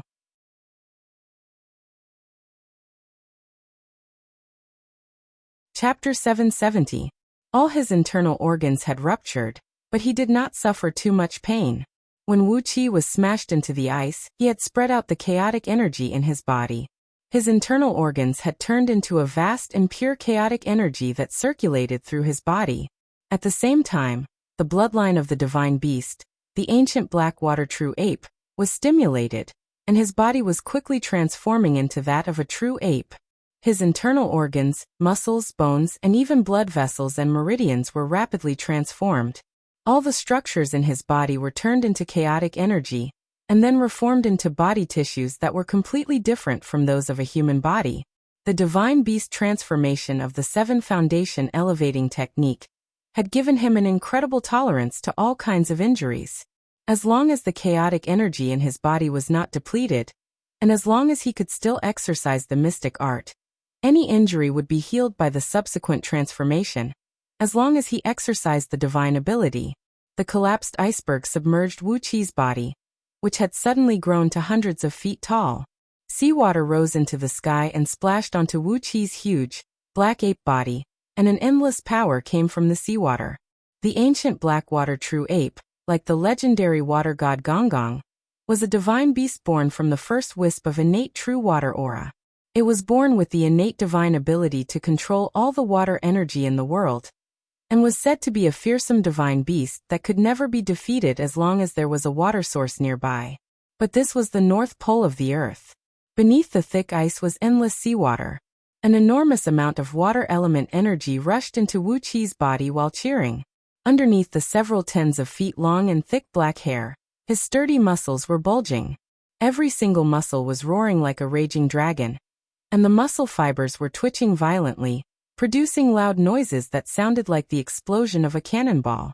Through the thick ice and seawater, Wuqi's scarlet eyes stared fixedly at the chubby Buddha Futu, who was wearing a big smile on his face. A sneak attack from behind? How could a mighty Buddha launch a sneak attack from behind? If the Buddha could kill Wuqi, he would have nothing to complain about. However, the sneak attack from behind by a mighty Buddha had only cost Wuqi a little bit of his chaotic energy. This was too humiliating. Moreover, as the endless water energy kept pouring into his body, Wuqi was rapidly transforming it into chaotic energy. With the Blackwater true ape's control over water energy, the water energy pouring into his body was thousands of times faster than Wuqi could absorb it himself. As a result, the little bit of chaotic energy he had just lost had long been replenished. The 7 foundation elevating technique was truly marvelous. Wuqi laughed soundlessly. Hovering over him, the poor Buddha Futu pretended to put his palms together and chanted a Buddhist mantra. Merciful Buddha, have mercy. You also annihilated the descendants of Qingqing. This is a crime worthy of 10,000 deaths. Forget it, forget it. This penniless monk will send you to the afterlife and let your soul dissipate, completely eliminating the suffering of the mortal world. Buddha Futu pressed his right palm forward, and a white lotus flower bloomed in his palm, from which a 33-storied golden pagoda slowly shot out of the lotus flower. As soon as the pagoda touched the wind, it grew thousands of feet tall and radiated a dazzling golden light. Every inch of the pagoda was carved with the true forms of countless Buddhas, Bodhisattvas, Arhats, Vajras, and many other saints of the Buddhist League. Pure and powerful Buddhist energy was producing deep rumbles that sounded like a tsunami. The pagoda was Buddha Futu's true form, a pagoda discovered by the Lord Buddha in the chaos, and had accompanied him when he was still a golden arhat. From an arhat to a bodhisattva, And from a bodhisattva to a Buddha, he had gone through countless tribulations and finally stepped onto the throne of the Lord Buddha, becoming the supreme leader of the billions of Buddhas in the universe. Buddha-Phutu had been protecting Amitabha throughout the immeasurable eons. Therefore, after Amitabha became the Lord Buddha, he did not hesitate to use his blood essence to transform the pagoda, allowing Buddha-Phutu to transform into a human and become a Buddha. Then he asked him to guard the mortal world, the foundation of the Buddhist League. Buddha-Phutu had accompanied Amitabha for countless eons, and was his absolute confidant. Therefore, he was the most suitable person to guard the mortal world. It was also because Buddha-Phutu had cultivated his Buddha body from a pagoda that he was not as particular as other Buddhas, and his means of doing things were no different from those of demons. He only cared about the result in everything he did, and that was why he sneaked up on Wuxia from behind. As soon as the pagoda appeared, a terrible Buddhist energy transformed into a golden torrent and pressed down on Wuxia's head. A pleased smile came over Buddha-Phutu's face. In his opinion, anyone who dared to infringe on the interests of the Buddhist League was an evildoer, a vile spawn. Be it an evildoer or a vile spawn, there was no need for such things to exist, as they could just be killed. Therefore, other Buddhas of the Buddhist League would often use their mighty divine abilities to subdue some unusual demons and make them their guardians. But Buddha-Phutu had never had any unusual demons serving him. As the Buddhist energy came whistling down, Wuxia let out a wild laugh. His huge body, shrouded in water energy that looked like black dragons, tore through the ice and flew up into the sky. The black water true ape, who had grown to about 10,000 feet tall, threw his head back and let out a furious roar. Countless bodies of water on Earth responded with a deafening roar, and an immeasurable amount of water energy transformed into numerous dragons that streaked across the void and pounced toward Wuxia. With 2 streams of water energy in his hands, each hundreds of feet thick and 100 miles long, as if he were holding 2 giant dragons, Wuxia grinned hideously at the dumbfounded Buddha-Phutu, then waved a stream of dark water energy backhandedly, and smashed it toward the golden Buddha's power that was pressing down from above.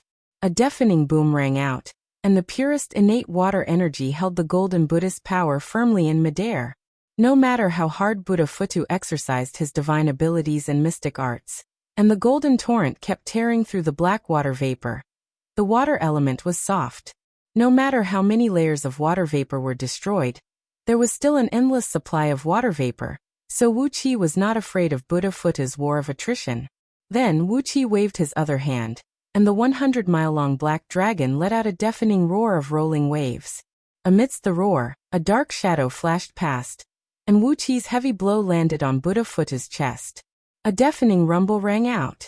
Buddha-Phutu's kasaya emitted 7 layers of light to protect his body, and a vast amount of water vapor exploded in front of his chest. Buddha-Phutu was knocked hundreds of miles away, but he was not injured at all. Buddha-Phutu was Amitabha's absolute confidant, and the kasaya he wore had an extraordinary origin. Amitabha had personally asked the current great celestial emperor of the celestial court, who had ordered countless immortals under the jurisdiction of the celestial court to gather the clouds and all kinds of innate energies into thin threads, which were then jointly made by the experts of artifact refinement from the Tao League and the Buddhist League. The seemingly ordinary kasaya was inlaid with a total of 49,000 mysterious pearls, and its various restrictive spells were extremely powerful. With this kasaya on, Buddha-Phutu could escape unscathed even if he was attacked by more than 10 opponents of the same cultivation base. With a strange laugh, Wuxia sprung up and chased after Buddha-Phutu. The ocean was full of water vapor, and the black water true ape was a divine beast born to control water. With the help of the water element, Wuxia's speed was so fast that it was impossible to catch him. In just a blink of an eye, he had come behind Buddha-Phutu, raised his huge fist, and smashed it at the latter with all his strength.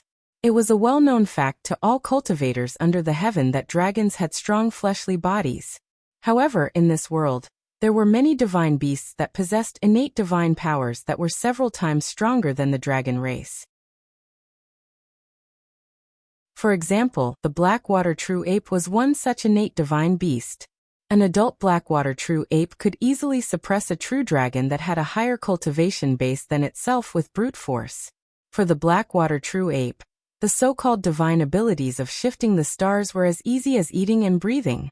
Deafening rumbles kept coming from the sky. Wuqi's fist landed on Buddhafutu, sending him flying forward. Then, with a sway of his body, he came in front of Buddhafutu and punched him again, sending him flying backward. After throwing thousands of punches in a row, Buddhafutu's kasaya kept bursting with dazzling light. Several layers of protective light were shattered by Wuqi, but his body did not fly more than a mile away. Wuqi's speed was frighteningly fast. No matter where Buddhafutu was sent flying, he would rush to his side and punch him back. Buddhafutu was battered by Wuqi's heavy fists. He cried out and tried to recite a spell or perform an incantation gesture to teach Wuqi a lesson, but every time, his dharma was broken by Wuqi's heavy punches. The poor Buddhafutu had a very high status in the Buddhist League. Ever since he was transformed into a human by Amitabha, he had never experienced such a fierce fight. Although he had the experience of subduing demons and devils, he only relied on his cultivation base of a Buddha to bully some little demons and devils who were not even heaven immortals. In terms of combat experience, Buddhafutu was like a blank sheet of paper.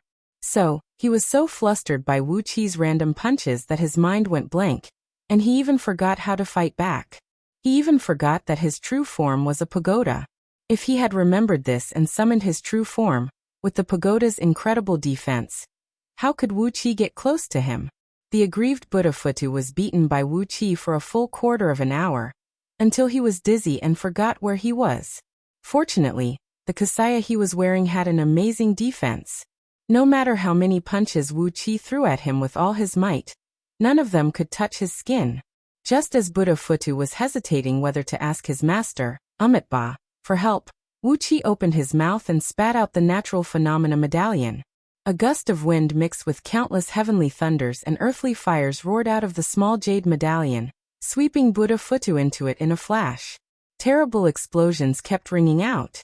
The natural phenomena medallion was a powerful magical artifact crafted by the ancient sacred Emperor Xuanxu himself, and its wind, fire, and thunderbolts were all made from the purest innate energy source.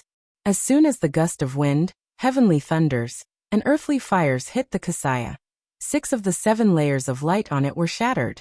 Before Buddhafutu could react, a plume of dark smoke rushed out of the top of Wuqi's head. The dark-een celestial tower whistled and poured down a great sheet of starlight, slowing down the flow of time around Buddhafutu by 100 times. Buddhafutu's body stiffened, and he froze to the spot. Meanwhile, the blood centipede sword had already slashed at his waist with a sharp blood-red beam.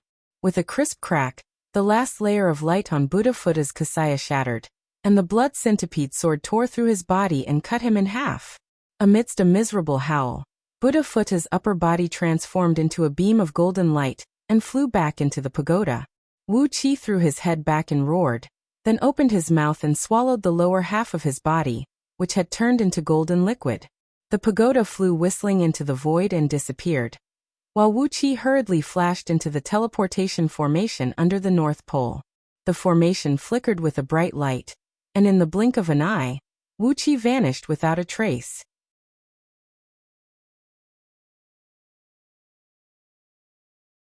Chapter 771. Not long after Wuqi left with the teleportation formation, Buddhafutu, whose face was ashen and his fat body had shrunk by 3 times, returned to the sky above the Arctic Pole with a gust of fragrant wind. The part below his waist that had been chopped off had already regenerated, but he had used up too much of his vitality. At this moment he looked shriveled, like a dried bamboo shoot. He no longer had the plump aura from before. That vile creature! That vile creature! Buddhafutu trembled with rage as he pointed a finger at the teleportation formation that had quietly turned to dust. Clearly, Wuqi had returned to Panga continent with the teleportation formation, and he had immediately activated the formation's defensive mechanism, causing it to self-destruct. A gust of wind blew by, and in the next moment, a young novice monk, who looked to be only 13 or 14 years old and had red lips and white teeth, appeared beside Buddhafutu. With a smile on his face, the young novice monk glanced at the icy layer of the Arctic Pole, which had been turned into a mess by the battle, then shook his head and sighed softly. With a gentle wave of his hand, A sheet of light swept across the place, and the Arctic pole was restored to its original state. Listen up, Futu. The young novice monk chuckled. Buddha Futu hurriedly stood still and looked at the young novice monk with blinking eyes. The young novice monk shook his head and said, "This is a lesson for you. If you still can't refine your true form into a human, you'll have to suffer more next time. Your current body is just the condensation of a wisp of my true spirit. Although you have the cultivation base of a Buddha, your body is too weak. If you don't refine your true form into a golden body and fuse it with your true spirit, you'll never be able to fight a real almighty expert." The young novice monk sniffed, narrowed his eyes, and shook his head with a sigh. "It will be shameful if an enemy as strong as a gold immortal can hurt a Buddha like you." Buddha Futu answered with a frown. A beam of golden light rushed out of the top of his head, and the pagoda that stood thousands of feet tall appeared once again. He looked up at the pagoda in distress and scratched his head helplessly. His true form was this pagoda. Although he was in a human form now, it was only the condensation of a wisp of his true spirit. Only by working hard in his cultivation, cultivating his true form into a golden body, and fusing his true spirit with the golden body, could he finally be considered as a real Buddha. But how sturdy was his body? How much effort would it take to refine him into human form?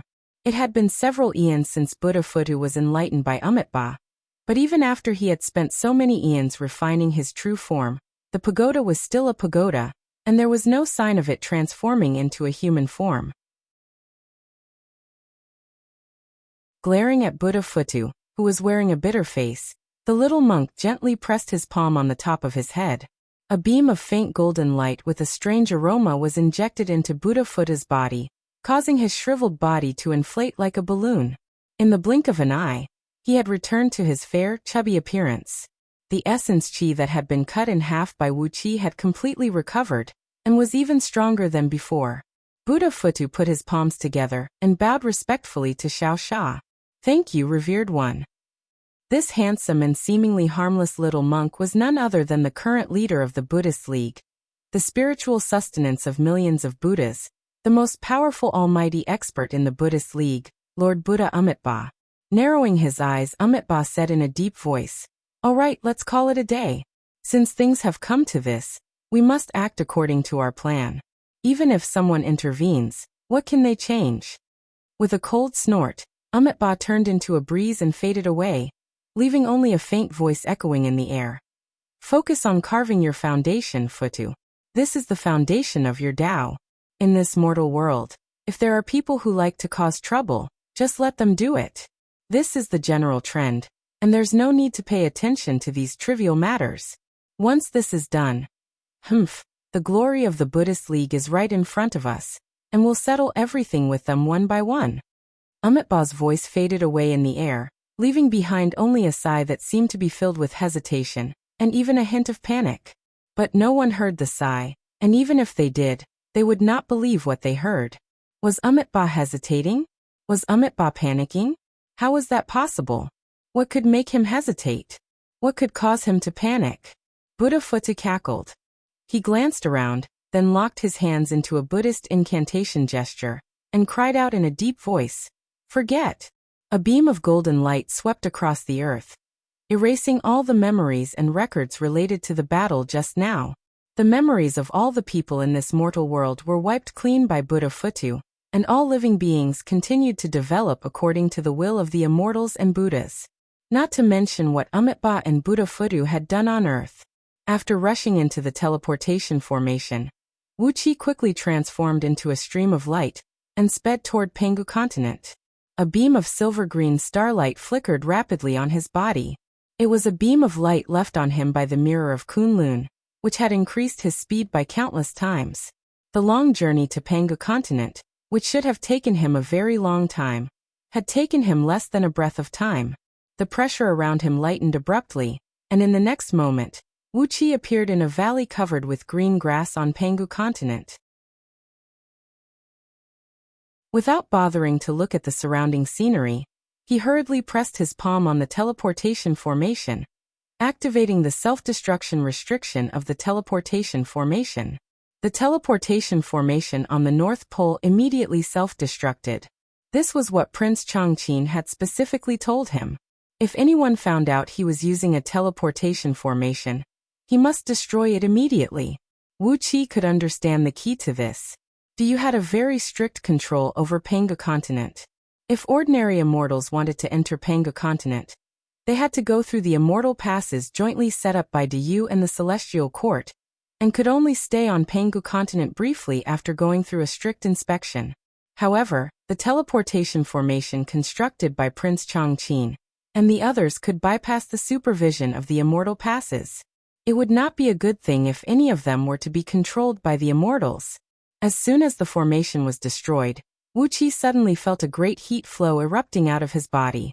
Just now, he had severed Buddha's fleshly body, which was not his actual fleshly body, but formed from a wisp of his true spirit fused with the immense willpower of his believers. In fact, Buddha's fleshly body could be regarded as a nascent soul with the overall strength of a Buddha.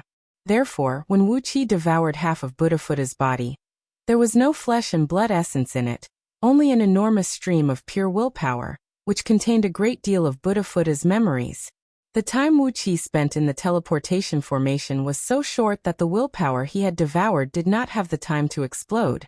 When he was teleported to Pangu continent and destroyed the exposed teleportation formation on the other side, Wuqi relaxed his mind, and the golden juice he had devoured immediately took effect.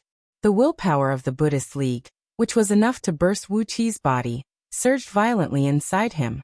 The chaotic energy quickly devoured it, but it was the willpower transformed from half of Buddha's body, which was equivalent to half of Buddha's cultivation base. Wuqi's cultivation base was only equivalent to that of a 5th-tier gold immortal, while Buddha was a real primordial expert. Although Buddha was only a 9th-tier primordial expert, half of his cultivation base was enough to burst hundreds of thousands of Wuqi to pieces. Wuqi was sweating profusely. He felt as if tens of thousands of suns were exploding inside him, and both his body and divine soul were about to be destroyed by the terrible force. For a moment, Wuqi was very upset. He had lost his mind just now by devouring half of a Buddha's body. Wasn't he courting death? Countless information rushed into Wuqi's divine soul. Buddha's body was the condensation of his true spirit, and when Wuqi devoured half of it, he had also devoured many of his memories.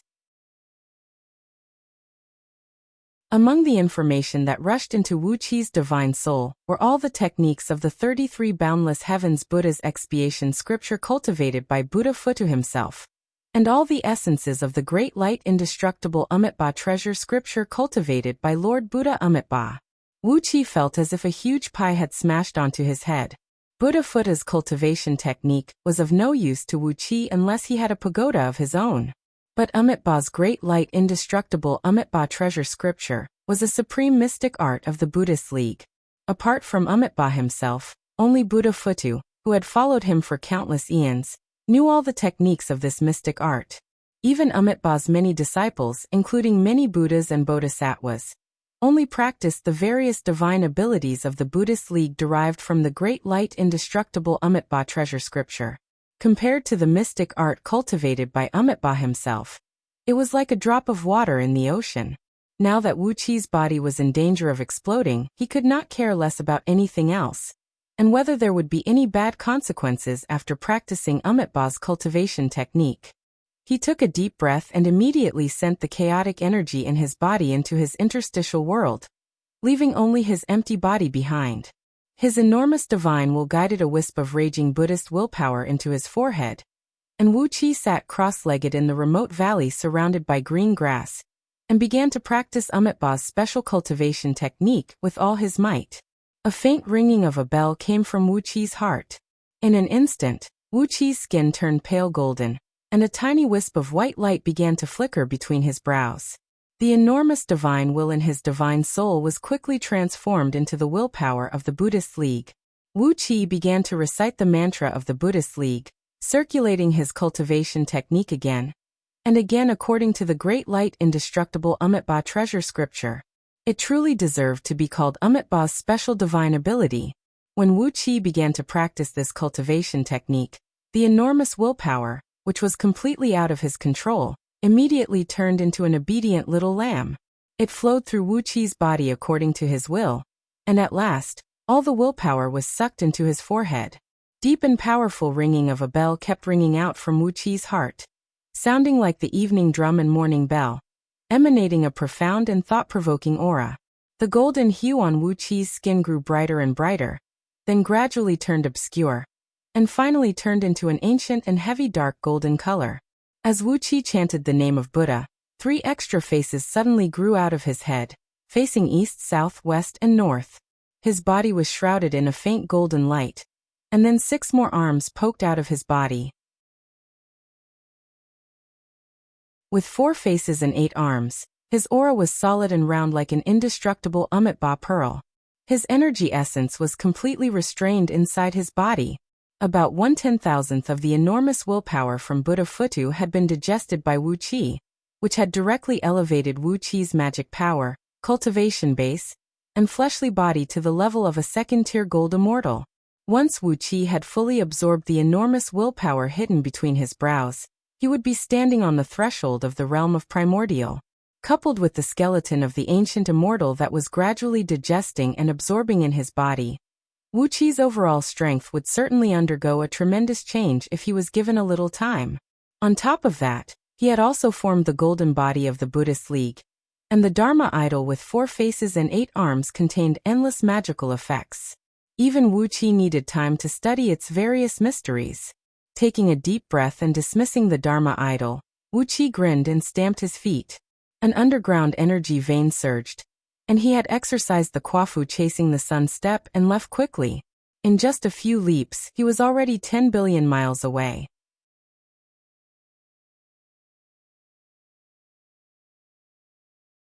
Chapter 772. Following the map in Chongqing's jade slip, Wuqi ran wildly across Penghu continent. Yuxiong Plain was the birthplace of the Yellow Emperor, Xianyuan. But now he was no longer in Yuxiong Plain, and Liangzhu had become the capital city of Diyu. The former sacred emperor of the human race had become the most powerful man on Penghu continent, and even played a decisive role in the entire universe. His residence had been moved to the land of the sacred emperor, located far to the north of Yuxiong Plain. Sensing the surging underground energy veins, Wuqi transformed into a gust of wind, a ball of light, and a gust of wind that was no different from the blazing energy in the veins, driving the Kwafu chasing the sun step forward.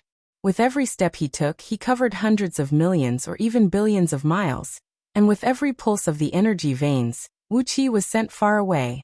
With every step he took, a huge amount of Penghu's sacred energy rushed into Wuqi's body, quickly cleansing and tempering his fleshly body, making it stronger and stronger.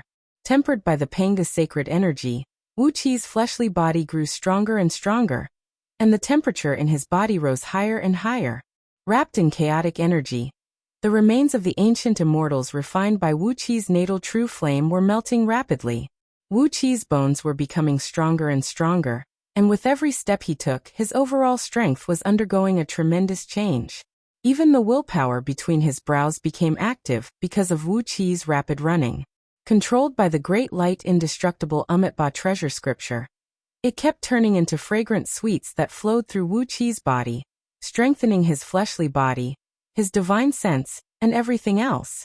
The Kwafu chasing the sun step was one of the great divine abilities of the human race, and only a few elite human warriors could comprehend the pulse of Penghu continent and master it.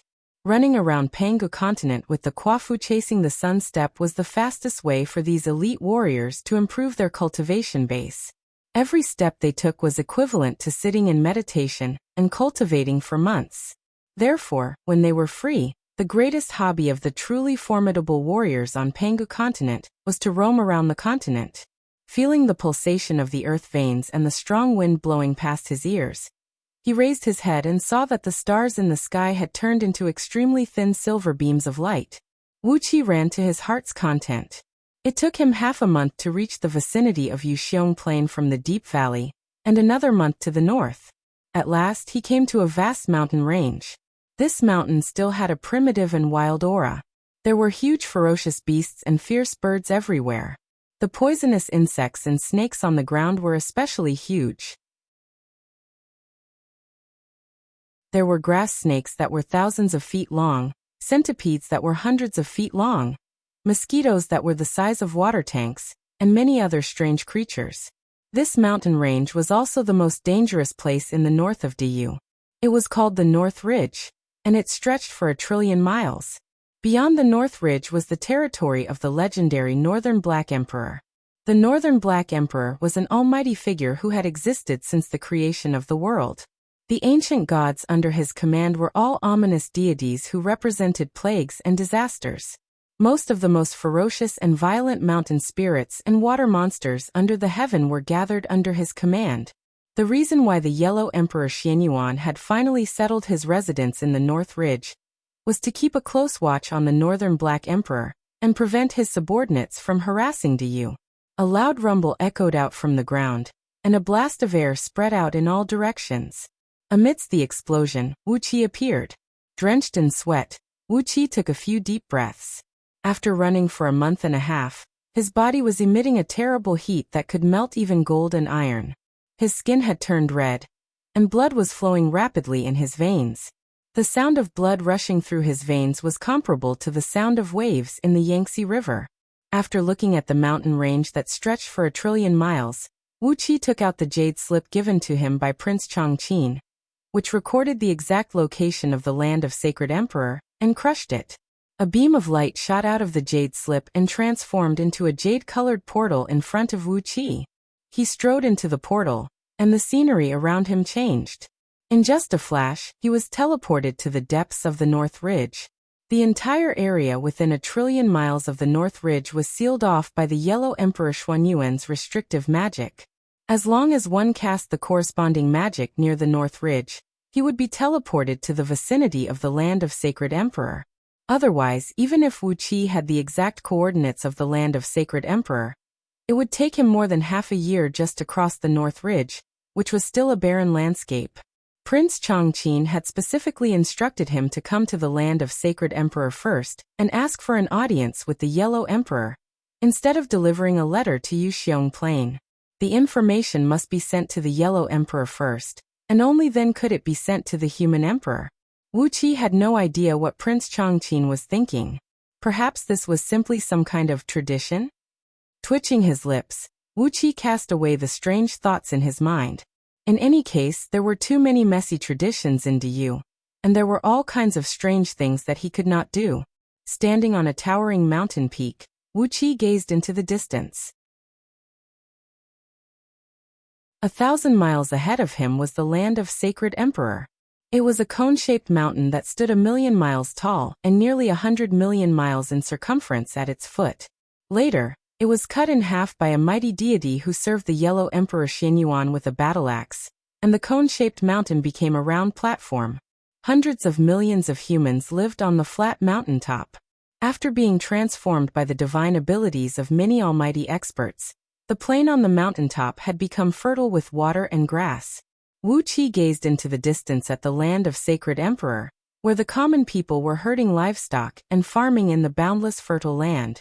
It was a beautiful scene of idleness and leisure. This man-made plain was the land of Sacred Emperor. The part of the mountain that was chopped off by the great deity was raised into the air, hovering hundreds of miles above the land of Sacred Emperor. This mountain was protected by countless restrictive spells, and was densely covered with countless palaces and pavilions. This mountain, which was renamed Xianyuan Peak, was the current residence of the Yellow Emperor Xianyuan.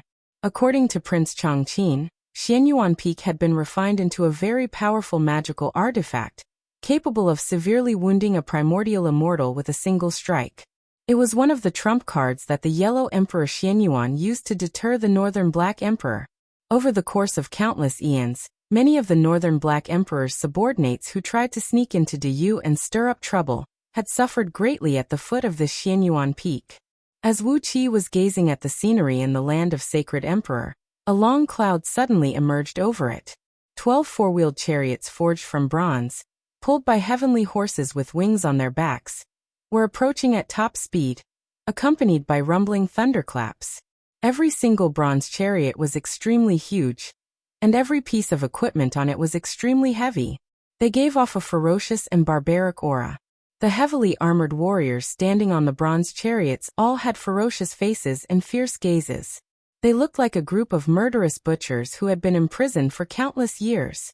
The chariots came whistling up to Wuxia. The heavily armored general on the leading chariot pulled out a bronze spear that was 20 feet long, pointed it at Wuxia and roared, "Tell me your name and purpose of coming here, boy. If you intend to trespass into the land of Sacred Emperor, you're dead. No matter who your parents, Lao Tzu, are, no one can protect you. I swear on the souls of your ancestors that if you intend to trespass into the land of Sacred Emperor, I'll chop off your head, pierce your heart, crush you, and feed you to the wolves." The general's cultivation base was about the same as Wuqia's, a second-tier gold immortal.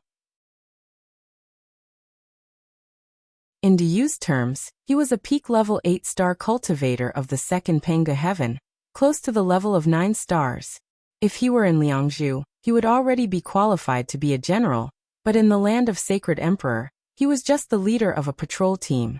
Wuqia's heart skipped a beat as he glanced at the hundreds of heavily armored warriors on the 12 chariots behind the general. Even the coachman was a peak-level 9-star cultivator of the first Penga heaven, which was equivalent to a peak-level heaven immortal, while the hundreds of heavily armored warriors were all second Penga heaven cultivators. Twitching his lips, Wuqia turned to look at the land of Sacred Emperor. The vast expanse of the land of Sacred Emperor was shrouded in a dense purple mist, so dense that mortals could see it clearly with their naked eyes. The Penga sacred energy here was even denser than that in Liangzhu, so one could imagine how good the cultivation conditions of the humans living here would be. In particular, the Yellow Emperor Xianyuan was a sacred emperor of virtue acknowledged by the heavenly Tao. With the immeasurable virtues, he had attained an immortal body, and had an endless lifespan, just like those immortals. A sacred emperor of virtue like this could always unleash his sacred light of virtue to illuminate the surroundings. Under the protection of his sacred light, the lives of his soldiers were longer than those of ordinary people. Therefore, it was understandable that he had amassed a large number of experts and used such a powerful general as the leader of a patrol team. Glancing at the general, Wuqia bowed and said, "I Tanlang, the Marquis of East Sea Province of Diyu, have come to see the sacred emperor on the order of Crown Prince Chongqing. I have an important military intelligence." The general paused for a moment, then cried out, "An important military intelligence from Crown Prince Chongqing? Show me your proof of identity." Hastily, Wuqia flipped his hand and produced the seal of the Marquis of East Sea Province, as well as his waist medallion. Then he flipped his palm, and a clump of purple flame burst into flames. It was the true flame of the human warriors, which could only be produced by compressing and purifying the Penga's sacred energy inside one's body to the extreme. Apart from the strongest human warriors, even those Buddhas and primordial immortals could not cultivate this true flame of the Penga clan, which was called the true flame of Penga province. "I not bad at all, lad." The captain gave the ball of flame in Wuqia's palm a fierce look. Then, with a pair of razor-sharp eyes, he gazed at Wuqia's face, which looked like a 17 or 18 years old youth. He let out a strange laugh and said, "I think you're younger than 50? I can't believe your cultivation base has caught up with that of Lao Tzu. TSK. How many pills did you take to get to where you are today?" The general sighed with emotion, then grabbed Wuqia's hand and pulled him onto the chariot. "Hold on tight, brothers," he cried out. "Let's go back at once. It's been a long time since Crown Prince Chongqing sent us any military intelligence. We can't afford to waste any more time." The chariot whistled through the air, filling the sky with thunderbolts as it sped toward the void where they had appeared out of thin air just now. In the blink of an eye, the chariot had plunged into a dense restrictive barrier. Suddenly, Wuqia's eyes lit up. A huge mountain hovering in midair, as well as hundreds of nearby mountains, appeared in front of him. They had arrived at Xianyuan Peak, the residence of the Yellow Emperor.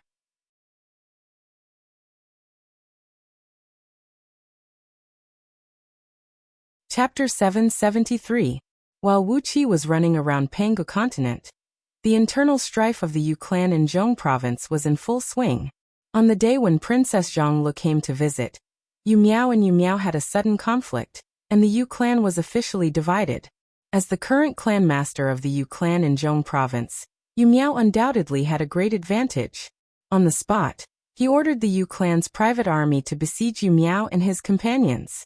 Tens of thousands of soldiers attacked together, and the families of Yu Miao and the elders who were close to him were caught in a terrible situation. Most of their relatives lived in Yu clan's mansion, and at Yu Miao's order, more than 70% of them were captured alive. Yu Miao and the elders had escaped from Zhongning City without a hitch, but most of their relatives were under Yu Miao's control. Yu Miao was in charge of the righteous cause, as well as the Yu clan's private army and other forces. Even some of the Yu clan's allies could only communicate with Yu Miao, the clan leader. Therefore Yu Miao and the dozen elders around him, who represented the Yu clan in Zhong province, were at a complete disadvantage. Over the past month or so, Yu Miao, who was in a good mood, had been chasing after Yu Miao and suppressing him. Those who had won in the struggle for power in the 30 provinces were all captured by Yu Miao's men. Those who were quick to react could still escape, but those who were slightly slower were captured alive on the throne of prefecture overseer by Yu Miao. All the powerful clans in Zhong province were watching the internal strife of the Yu clan. Such internal struggles for power and profit within clans were not uncommon in Great Yu, but few of them were so bloody and vivid. Yu Miao's ruthlessness and the speed of his fall were a classic example of the internal strife of the Yu clan. Originally, there were many wealthy clans in Zhong province who wanted to fish in troubled waters and gain some benefits. But when the Yu clan in Liangzhu suddenly sent dozens of elders and a large number of experts to visit Yu Miao, all these people who were eager to make a move obediently withdrew their hands. The Yu clan in Zhong province could be offended as much as they wanted, and the Yu clan in Liangzhu could not fight back. Anyone who dared to provoke Yu clan in Liangzhu could go ahead. But even Bo Zhongfu did not have the strength to compete with Yu clan in Liangzhu, which was an important power of Diyu's Directorate of Celestials. After more than a month of turmoil, Yu Miao's apparent power had been taken over by Yu Miao. The positions of prefecture overseer of 30 provinces, the power of all the branches of Yu clan, and the channels of interest of Yu clan in Zhong province were all taken over by Yu Miao's people. As a result, Yu Zong was accused of colluding with immortals with ulterior motives, and Bo Zhongfu issued an official order to capture him. Under the starry night, under the starlight, Princess Zhonglu floated above a dark cloud with ominous fluctuations emitting from her body. Her enormous divine sense swept through the surroundings like flowing mercury. Her divine sense had completely enveloped the entire state in front of her, and she was searching inch by inch for anything suspicious.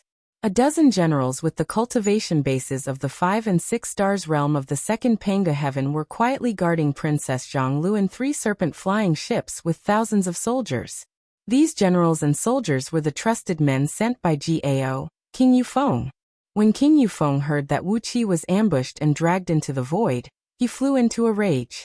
While complaining about it to Emperor Haozuan, he also sent his spies to gather information about the East Sea province.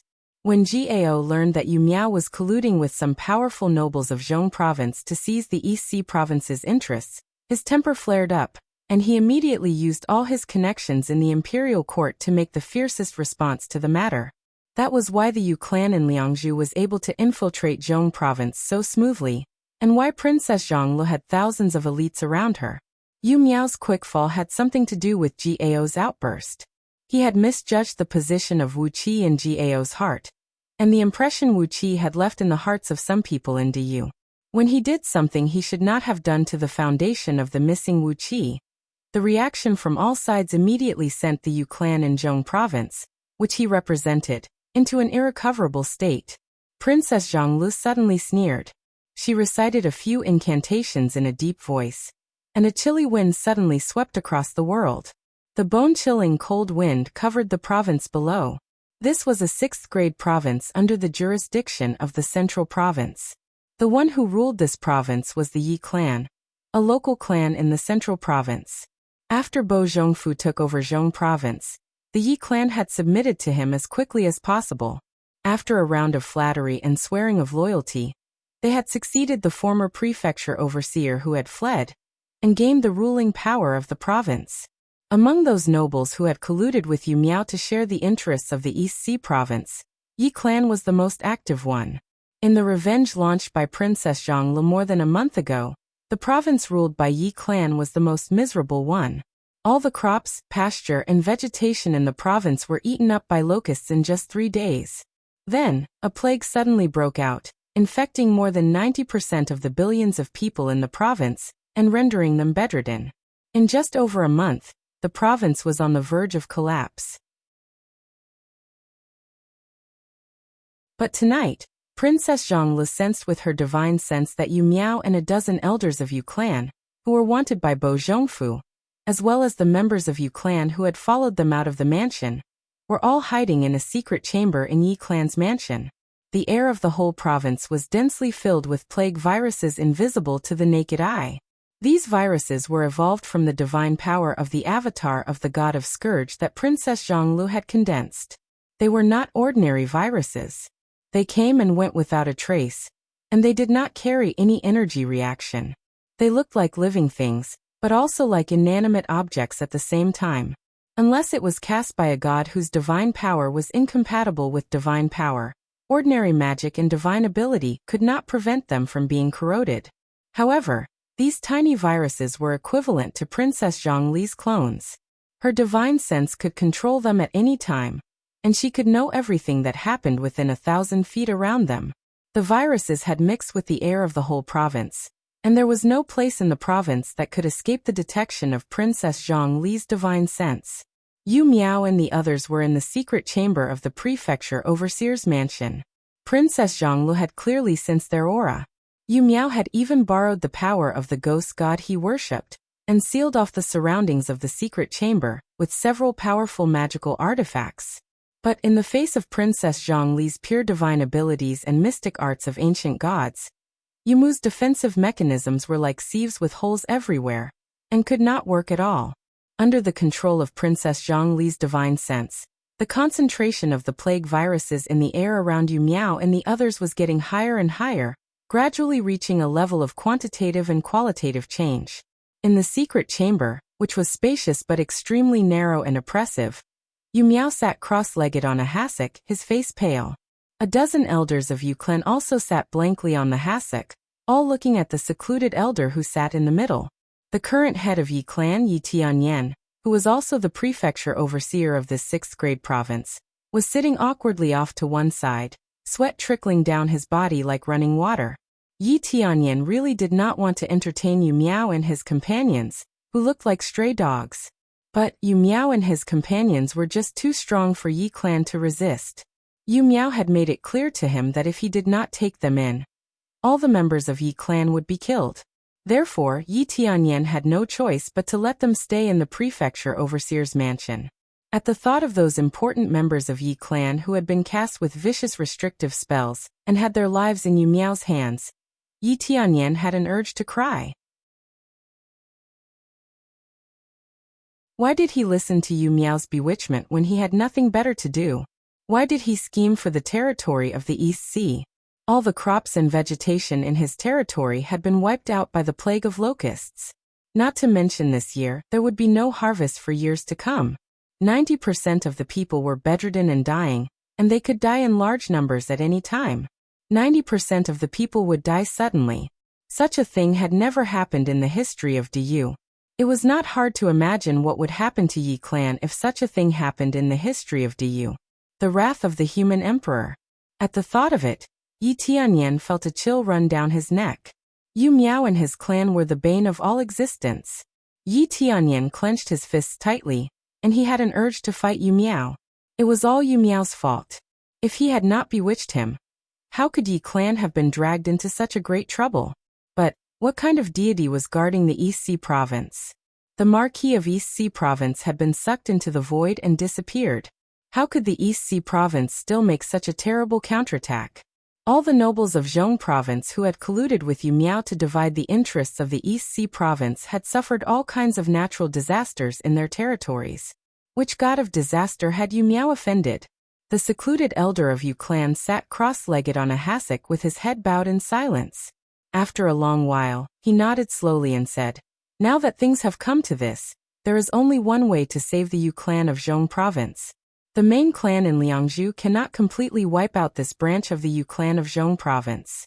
We just need to bow our heads, admit defeat, and give some compensation to the East Sea province.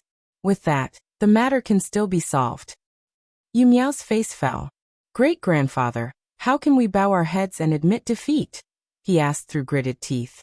The secluded elder and the other elders turned to look at Yu Miao at the same time.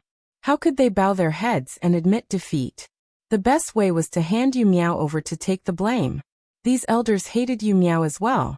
Why did he have to torture Wu Qi? It was one thing for him to kill Wu Qi, but not only was he not killed, the Yu clan of Zhong province was on the brink of total decline. At the thought of their clan members who were captured alive by Yu Miao's order, these elders felt a sharp pain in their hearts. Although they had escaped, most of their clan members had fallen into the hands of the enemy. That was equivalent to wiping out their bloodline.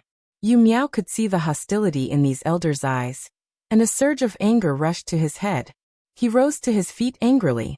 Just as he was about to scold these elders who had lost their position, he suddenly felt that there was something wrong with the air around him. The air suddenly turned blue, as if it was filled with a thin layer of smoke. He took a deep breath, but not a single bit of oxygen entered his body. Instead, countless tiny things that gathered together and made the air sticky like glue rushed into his body. As soon as they entered his body, these horrible things, which were so tiny that they could not be detected by divine will, quickly grew and multiplied by relying on the nourishment of his blood essence. Before long, they had filled his blood vessels and internal organs. Yu Miao cried out in shock.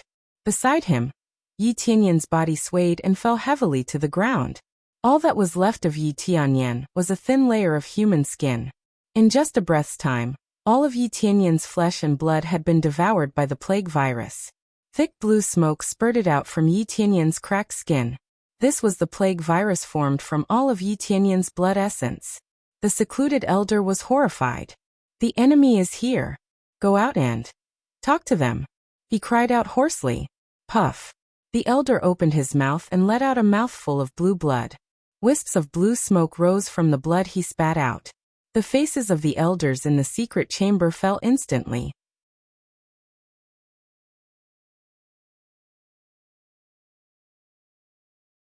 Chapter 774. Under the starlight, Princess Zhonglu, who was clad in a black palace dress and had her long hair hanging loosely over her shoulders, looked so pale that her face was almost transparent. A thin layer of fluorescent light enveloped her petite body, making her look like a ghost who harvested souls at night. She stretched out her arms, her fingers moving nimbly in various incantation gestures. Amidst her deep chanting, all the plague viruses in the entire province began to gather in the prefecture overseer's mansion. As the night breeze blew, the blue torrents kept pouring into the mansion, converging on the secret chamber where Yu Miao and the others were hiding. The plague viruses transformed from the divine power of the god of Scourge were cunning and vicious. Wherever they passed, the houses corroded and collapsed, and the rocks weathered and turned into sand.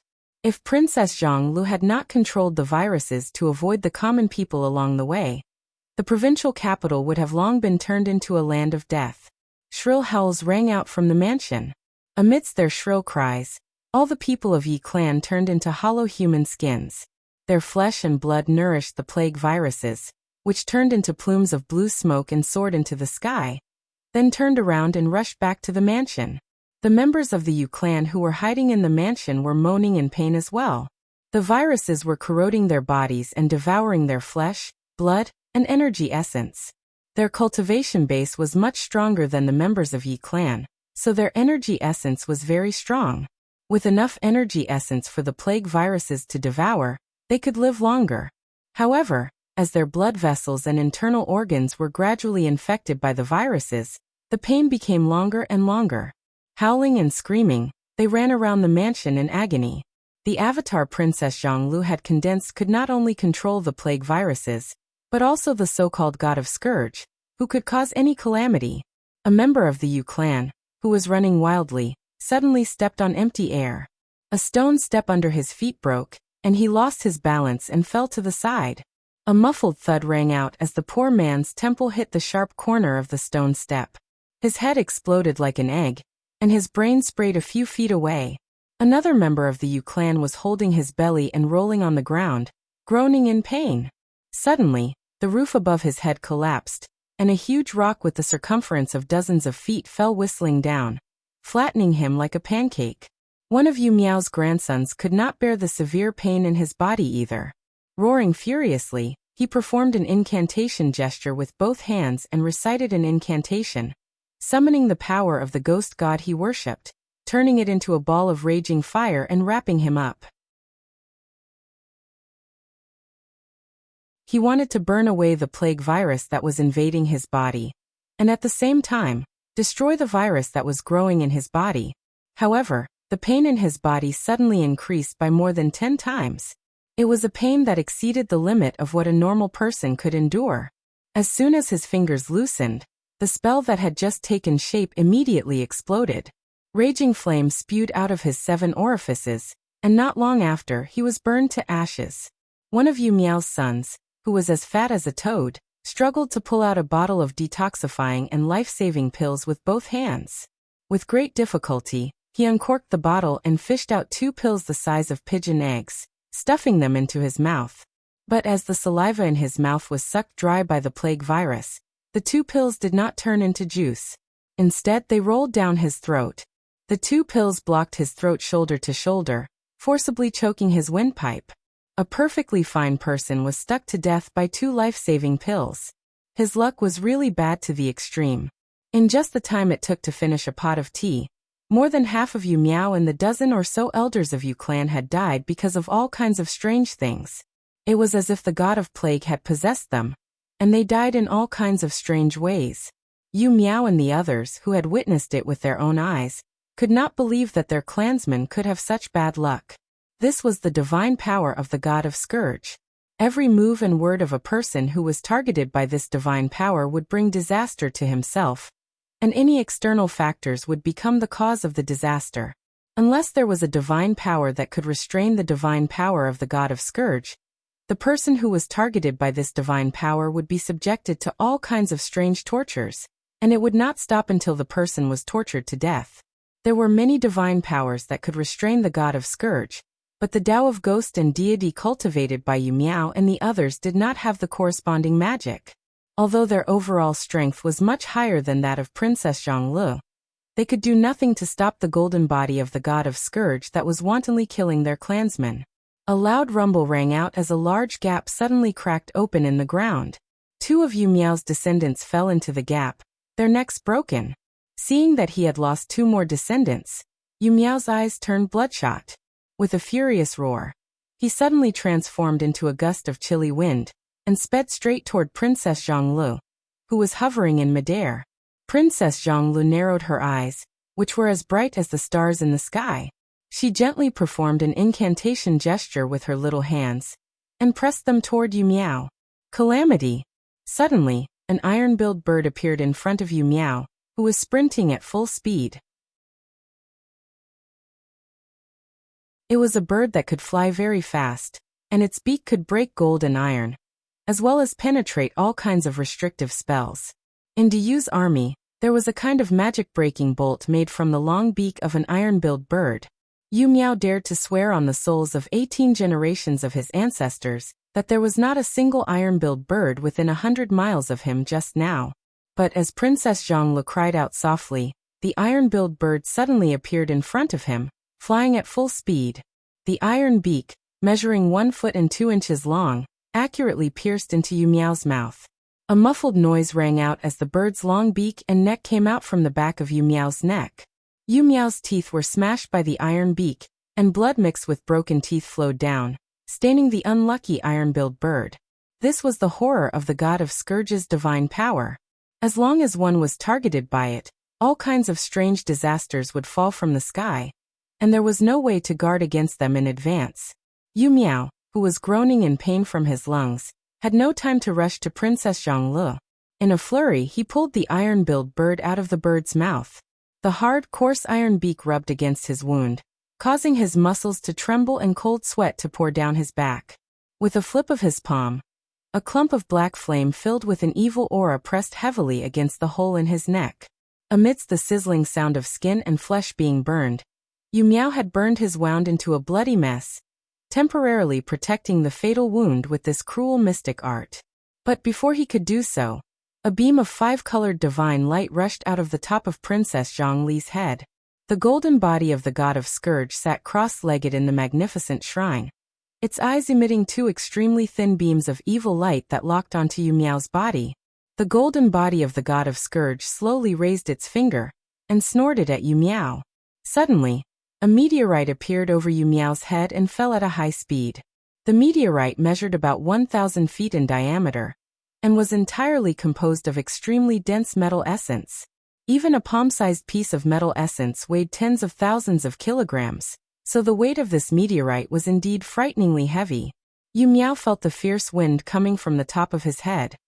He looked up blankly at the falling meteorite, and his pupils constricted to the size of a needle tip. "Bastard!" he roared at the top of his voice. For a moment, Yu Miao was filled with grief and speechless pain. Why was this huge meteorite coming straight at his head? He had just been severely wounded by the iron-billed ibis, and the pain had numbed his mind. How could he have the time to resist the bombardment of this meteorite? Just as Yu Miao was about to be smashed into a pulp by the meteorite, the secluded elder, shrouded in a thick blue mist, was already flying toward him furiously. Surrounded by a layer of misty flame, the secluded elder resisted the invasion of the blue plague virus. Then he slapped his palms into the air. 2 giant hands, each about 1,000 feet in circumference, emerged above Yu Miao's head with a deafening rumble. They grabbed the meteor, neutralized its tremendous impact, and casually tossed it aside. The secluded elder stared fixedly at Princess Zhonglu and said through gritted teeth, "The primordial Tao of divinity? Hee. You've actually awakened the bloodline of the ancient god? What you've condensed is the avatar of the god of Scourge, isn't it? No wonder my clan members have suffered such heavy casualties. You're so cruel, little girl." Princess Zhonglu twitched her lips, sneered proudly and said, "Cut the crap, old fogey. If not for you plotting against my husband's territory, and looking at your hideous appearance, how could I have the time to waste on you? I don't want to waste my time with you. Anyway, all the members of the Yu clan in Zhong province must die today." Then, she performed an incantation gesture with both hands, and recited a spell in a deep voice. Princess Zhonglu performed an incantation. All of a sudden, the secluded elder's body exploded one after another. Bloody holes the size of fists kept appearing on his body, and his flesh and blood were flying in all directions. The powerful incantation he had just prepared to unleash suddenly went out of control and backfired. A circle of ghosts shot out from his palms and attached themselves to his body, biting and gnawing at him. The secluded elder's shriveled body shrank rapidly, and all his blood essence was quickly sucked away by those ferocious ghosts. Yu Miao let out a shrill roar. "How presumptuous! How dare a weak girl, like you say you want to wipe out the Yu clan? Elders, let's kill this demoness together. We can't let her continue to wreak havoc."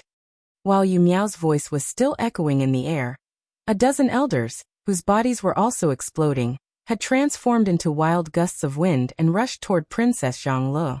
The plague viruses in their bodies turned into small bombs that kept exploding.